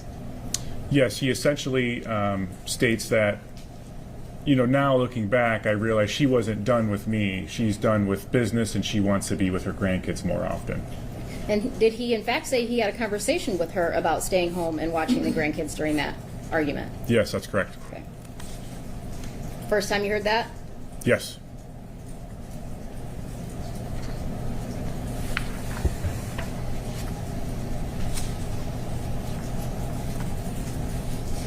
We discussed Greg Hardy and him allowing you to search his properties. Is that accurate? Yes.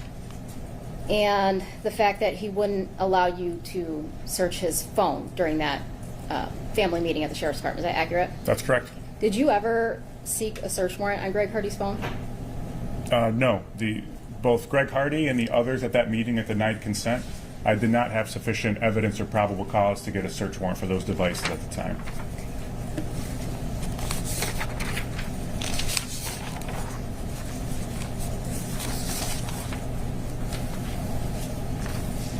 After you found Dee Warner's body, did you return to the home to look for evidence of the homicide? In the living room, in the bedroom, anywhere? We did return to the farm. Let me be specific. Any physical DNA evidence? No, we did go back into the home, but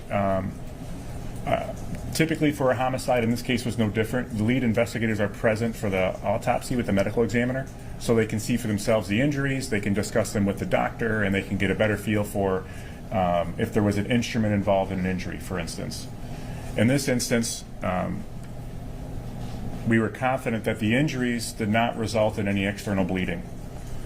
Therefore, that's not what Dr. Cho said. So I don't know who he's saying we were confident. I don't know who we is.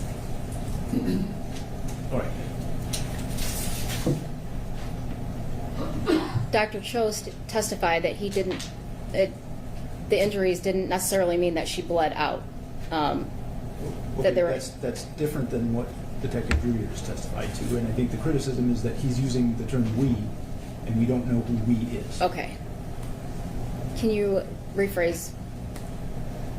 yes, in reviewing the injuries with Dr. Cho and having an understanding of the previous searches in the residence that did not reveal the discovery of blood within the house, we were confident that if we went back, we would not find it because it likely was not there.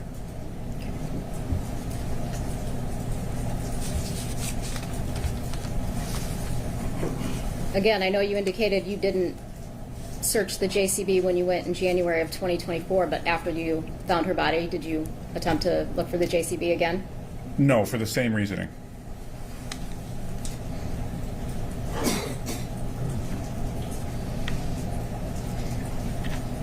The items that were seized by the FBI in October of 2021, the journals and the loose leaf pages, after you found the tank, did you attempt to send those journals and the tag from the tank to the lab? Are you referring to a handwriting analysis? Correct. No, I did not. Okay, why not? A handwriting analysis to match one person's handwriting to a known sample, you have to have a library of comparison statements. So for instance, if I were to write, I'm sick and want to go home today, the people that do that evaluation at the lab would require a volume of that same thing written over and over by the person that you're suspecting of doing it.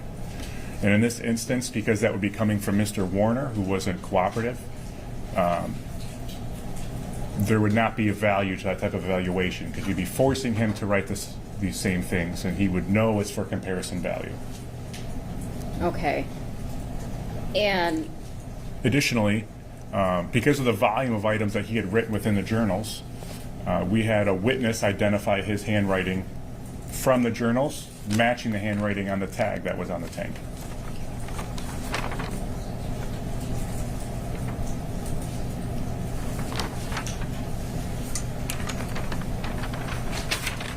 I'm going to move to strike that last statement, as it would entail hearsay. We don't know who this witness is. They didn't come and testify in court. that simply went to his state of mind on why he didn't send it to the lab. If the court wants to strike it, the court can strike it. But it just goes to his state of mind on why he didn't send that item to the lab. It's not hearsay. I think it's permissible for the non-hearsay purpose of explaining why it was not sent to the lab. It's not admissible for the truth of the underlying matter that the two handwriting samples matched. When you are involved in any type of investigation, but specifically a homicide, when you find the body, why do you send it to the medical examiner? The medical examiner and the autopsy are going to be crucial for the homicide investigation, as they're going to give you a cause and manner of death. For instance, I've been involved in shooting investigations where you believe someone was shot twice, but when you get to the autopsy, you find out they were shot 4 times with 2 different caliber bullets. That changes the direction of the investigation. So the body of a person has copious amounts of evidence when you're investigating a homicide, as it did in this instance. What about a person's cell phone? Yes, a person's cell phone in general is an extremely valuable tool in investigations. In this instance, Dee Warner's cell phone would have had a library of information on it. For instance, she regularly wore an Apple Watch, which would have been collecting health data. Therefore, if we would have had her phone, it would have told us a more precise time that she would have died. Additionally, her phone would have showed if she had any communication leading up to anyone, or attempted communication leading up to her alleged disappearance.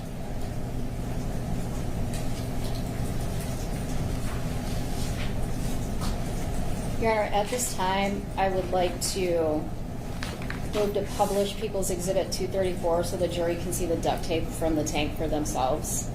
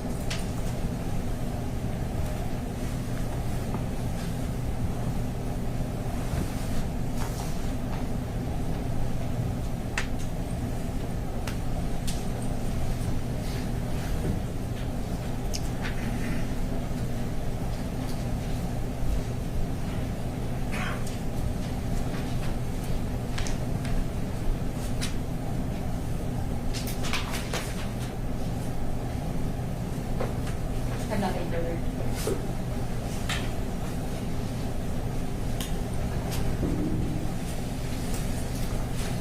Detective Dreyer, when you were talking about the second phone where Ms. Warner's data was moved to, when did you say that was purchased? I don't believe I set a date, ma'am. Okay. I know shortly, sometime after her disappearance is when it went into service. Do you want to look at a report to refresh your memory? It was the fall of 2021. Sure. Okay.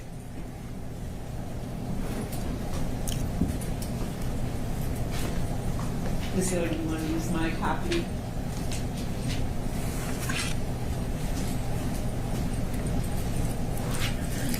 Thank you, ma'am.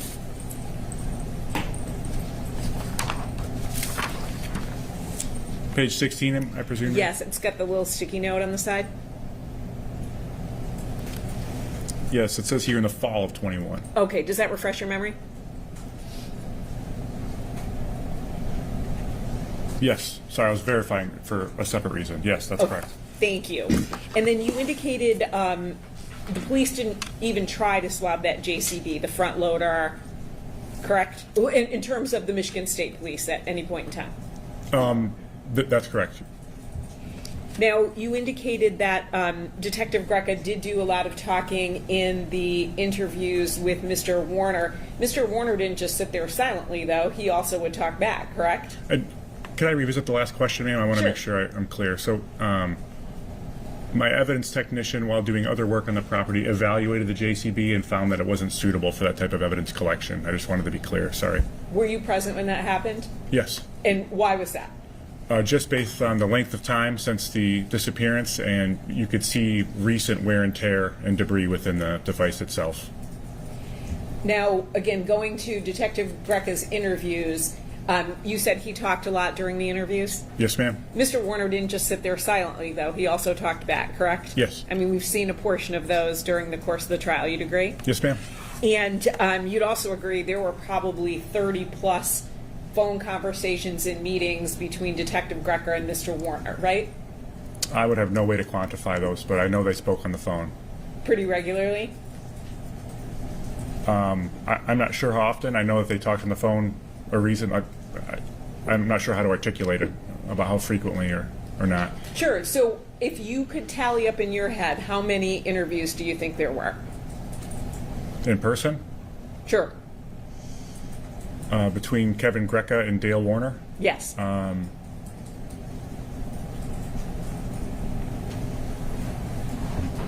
At least 6, if not 10. So somewhere between 6 and 10, and then do you know how many phone calls? I couldn't tell you how many phone calls. Probably at least that many, an equivalent amount. Now, you said that you never asked Mr. Warner for any sort of handwriting comparison where he would write the same sentence over and over again. I guess, or you didn't even try, right? You said he wasn't cooperative, but the reality is you didn't even ask him if he would do it, correct? That's correct. Now, you also used the term we when you said blood would likely not be there. Who were you referring to as the we? Was that you and Detective Singleton? Yes, in response to information we learned from the medical examiner, Dr. Cho. Now, your interview with Mr. Warner and Mr. Lieb, that was in December of 2022, right before the holidays. Is that accurate? Yes. And then Ms. Warner went missing on or about April 25th, 2021, correct? Yes. Would you expect every detail of a memory to be the same from April of 2021 to December of 2022? Every detail, no, but if my wife went missing abruptly, I'm not I would... asking about what you would do. I'm asking, as a police officer, would you expect when someone is talking about something multiple times in a year, at that point, and roughly 8 months later, would you expect the narrative to be exactly the same? The narrative? Yes. You wouldn't expect any difference in detail? There would be variation to detail, but the narrative would remain consistent if it was truthful. Sure. So a consistent narrative, but details would be different. I think that's what Yes. you just said, Yeah. correct? And then did Mr. Warner ever tell you, his memory isn't always the greatest? I I wouldn't deny that he's told me that, but I can't think of a particular time that he would have said that to me. I have no additional questions. Thank you, sir.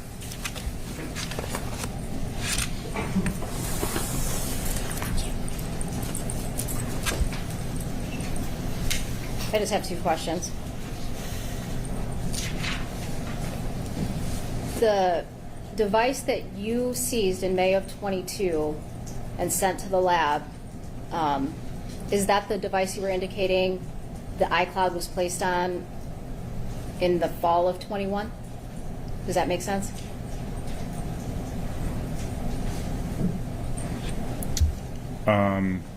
The device that I seized in May of 22 was the device that Ms. Shardy refreshed me on from the activation of the fall of 21? Correct. Yes. Do you know- That's my belief. It's my understanding. Okay. Do you know if between April 29, 2021 and May 2022, when you seized that phone, if there was another phone in the interim that had that information on it? Between 4/29/21 and when I seized it? Correct. Do you know if there was a separate device that had that information on it? No. Okay. The conversations between Kevin Greca and the defendant, sometimes did they discuss fishing? Yes. Did they discuss hunting? Yes. Did they discuss Canada? Yes. Talk about camping? Yes, ma'am. Okay, just a lot of stuff, right? Yes. Okay, nothing further. When you were doing your interview with Mr. Warner and Detective Singleton, was there conversation about or jokes about your wife, what she would allow you to do, what she wouldn't allow you to do? Are you going to tattle on me? Ms. I Shardy? am. Hopefully, she's not listening to this. I'm in trouble. I can She's in promise work, you. Right. Right. But yes, that's accurate. Yes, You ma'am. engaged in that same sort of banter, so to speak, correct? Yes. Maybe to a lesser degree than Detective Greca, but still existed, correct? Yes, ma'am. Thank you. No additional questions. Nothing further.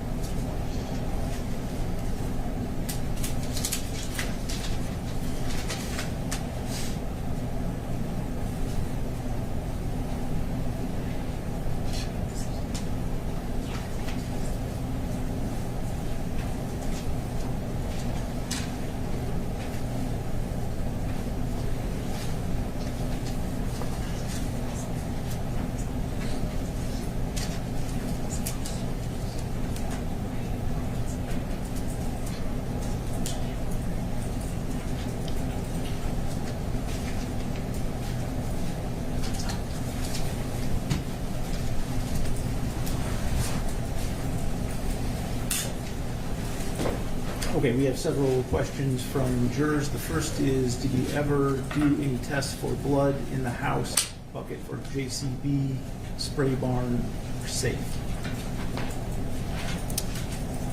Some testing was done initially by the FBI in the fall of 21, but by the time we got involved, we did not observe a need to do so. Okay, the follow-up question, I think you answered, but I'll ask it anyways, is if yes, did any of the tests come back positive for blood? None of the tests that were done in the fall by the FBI came back positive.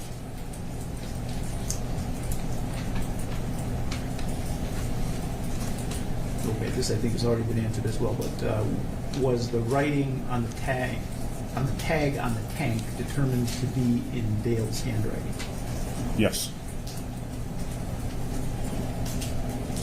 Did you check the black box on the Hummer to see if it was turned on and moved on Sunday morning?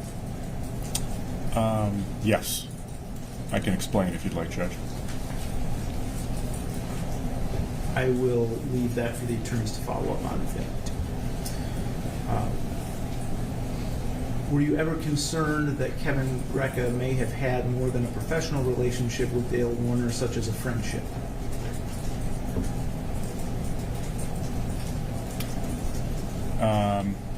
No.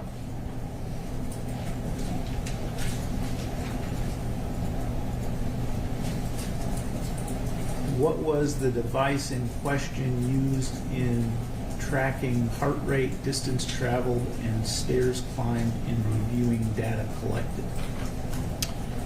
Those questions were in reference to Dale Warner's Apple Watch that he wore on his wrist, and a combination of some data is collected from your phone in addition to that.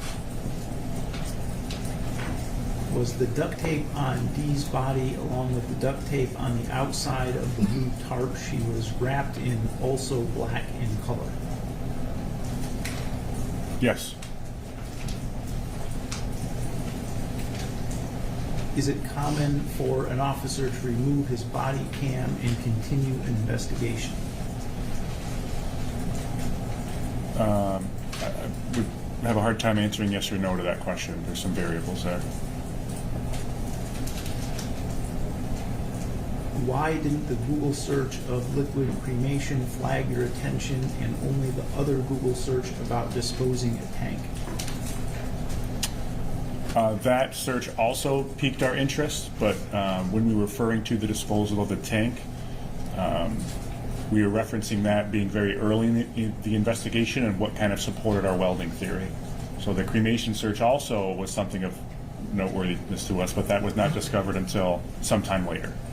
The search itself wasn't discovered on the device until later. Is there proof that Dale went to Findlay, Ohio on the weekend of Dee missing? Yes, he went to Findlay, Ohio on 4/24. Okay, that is all of the questions. Ms. Wise, do you have any follow-up questions that you would like to ask?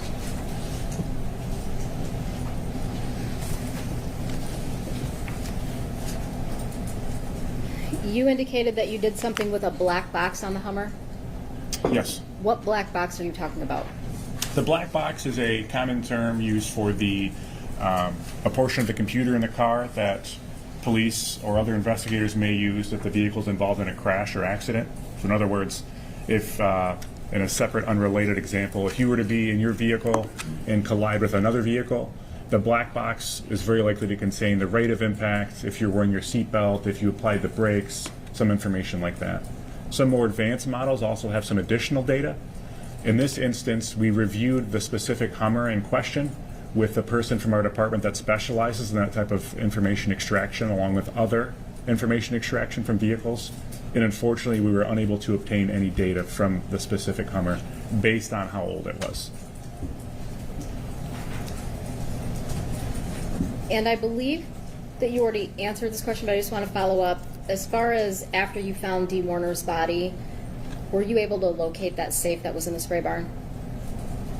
The specific safe that I observed on the property I never found again, which is why I found a similar make and model elsewhere. The Dale Warner's Apple Watch that we talked about earlier, Yes, ma'am. I believe when Ms. Chartier pointed out to the section of the police report where that data was that limited data that you were given by the Lenawee County Sheriff's Department? Limited, especially in comparison to what we received later on. Okay, and describe what you mean by limited. Going back to the type of extraction that was done from his device with that, the metaphor I gave about the B-level license, when we later did it with that A-level license, I was able to get more in-depth data for those hours that she was referencing. Okay.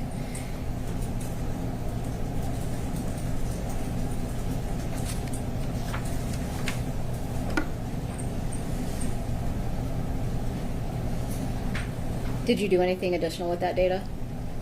Yes, I evaluated the more in-depth data. Yes, ma'am. Okay, you did that independently, not with any assistance from anybody with Apple or a doctor or anything like that? That's correct.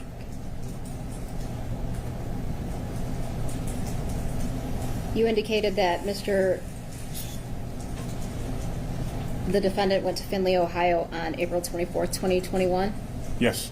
Okay, and he didn't spend the night in Findlay that night, correct?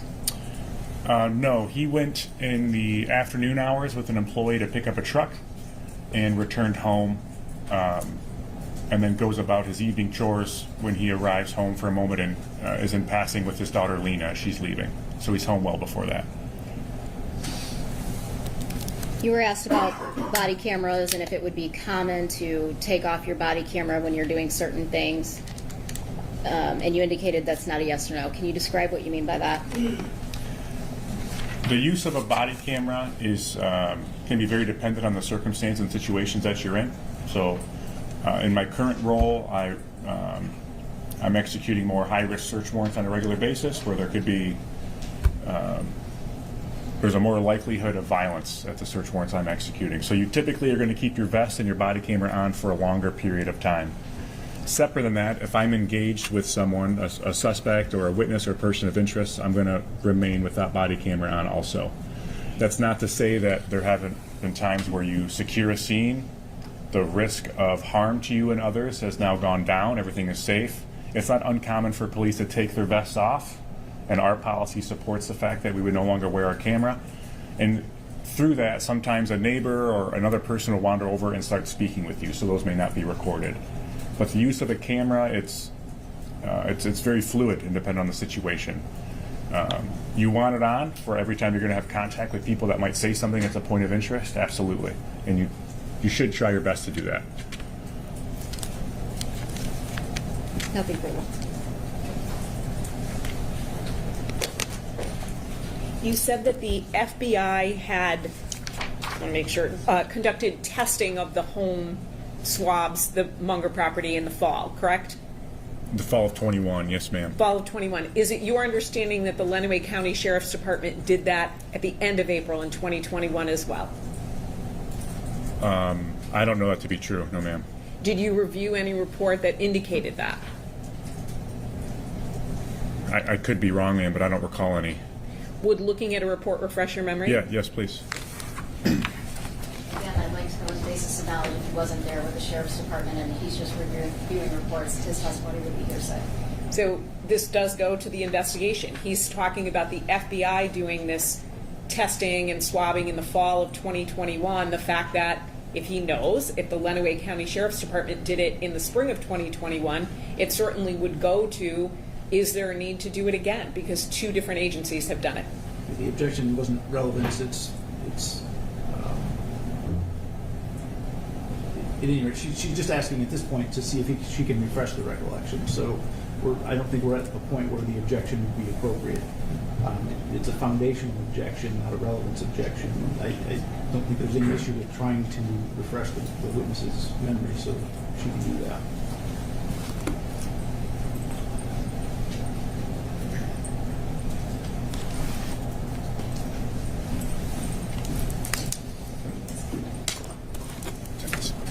Thank you.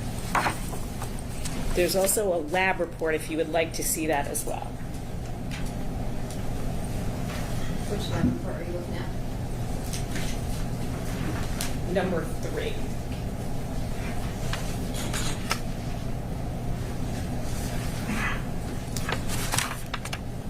Ms. Chartier? Mm-hmm. This is property item entry. This isn't really indicative of a report. So I wanted to see if that refreshed your memory and if looking at a lab report on that item would refresh your memory. Would you like to look at the lab report? It does not refresh my memory, and this is not indicative of the search that you're referring to. Okay. Would the lab report, you think, refresh your memory? If the lab report is only referencing this, then it's not going to refresh my memory. No, ma'am.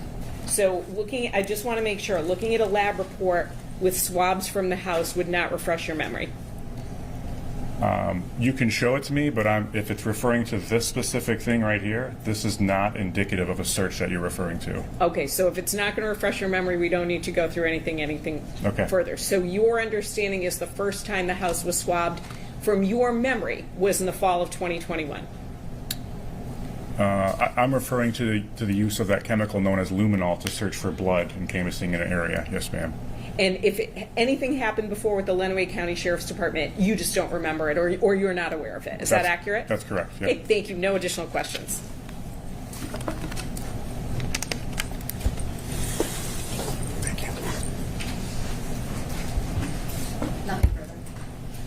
Thank you, sir. You can step down.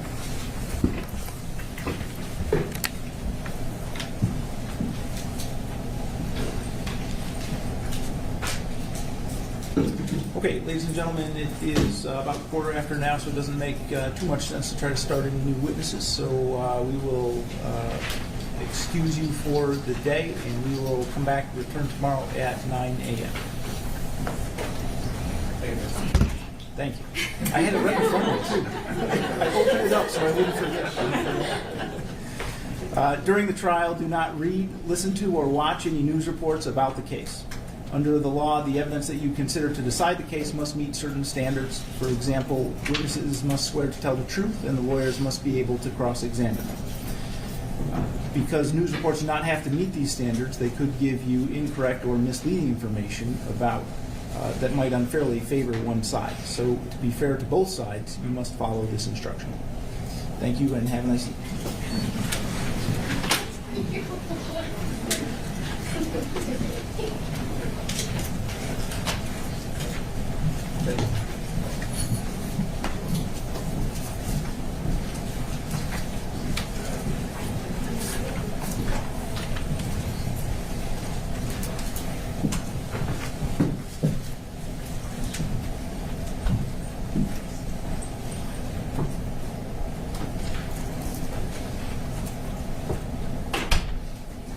Okay, is there anything at this point that we need to address outside the presence of the jury?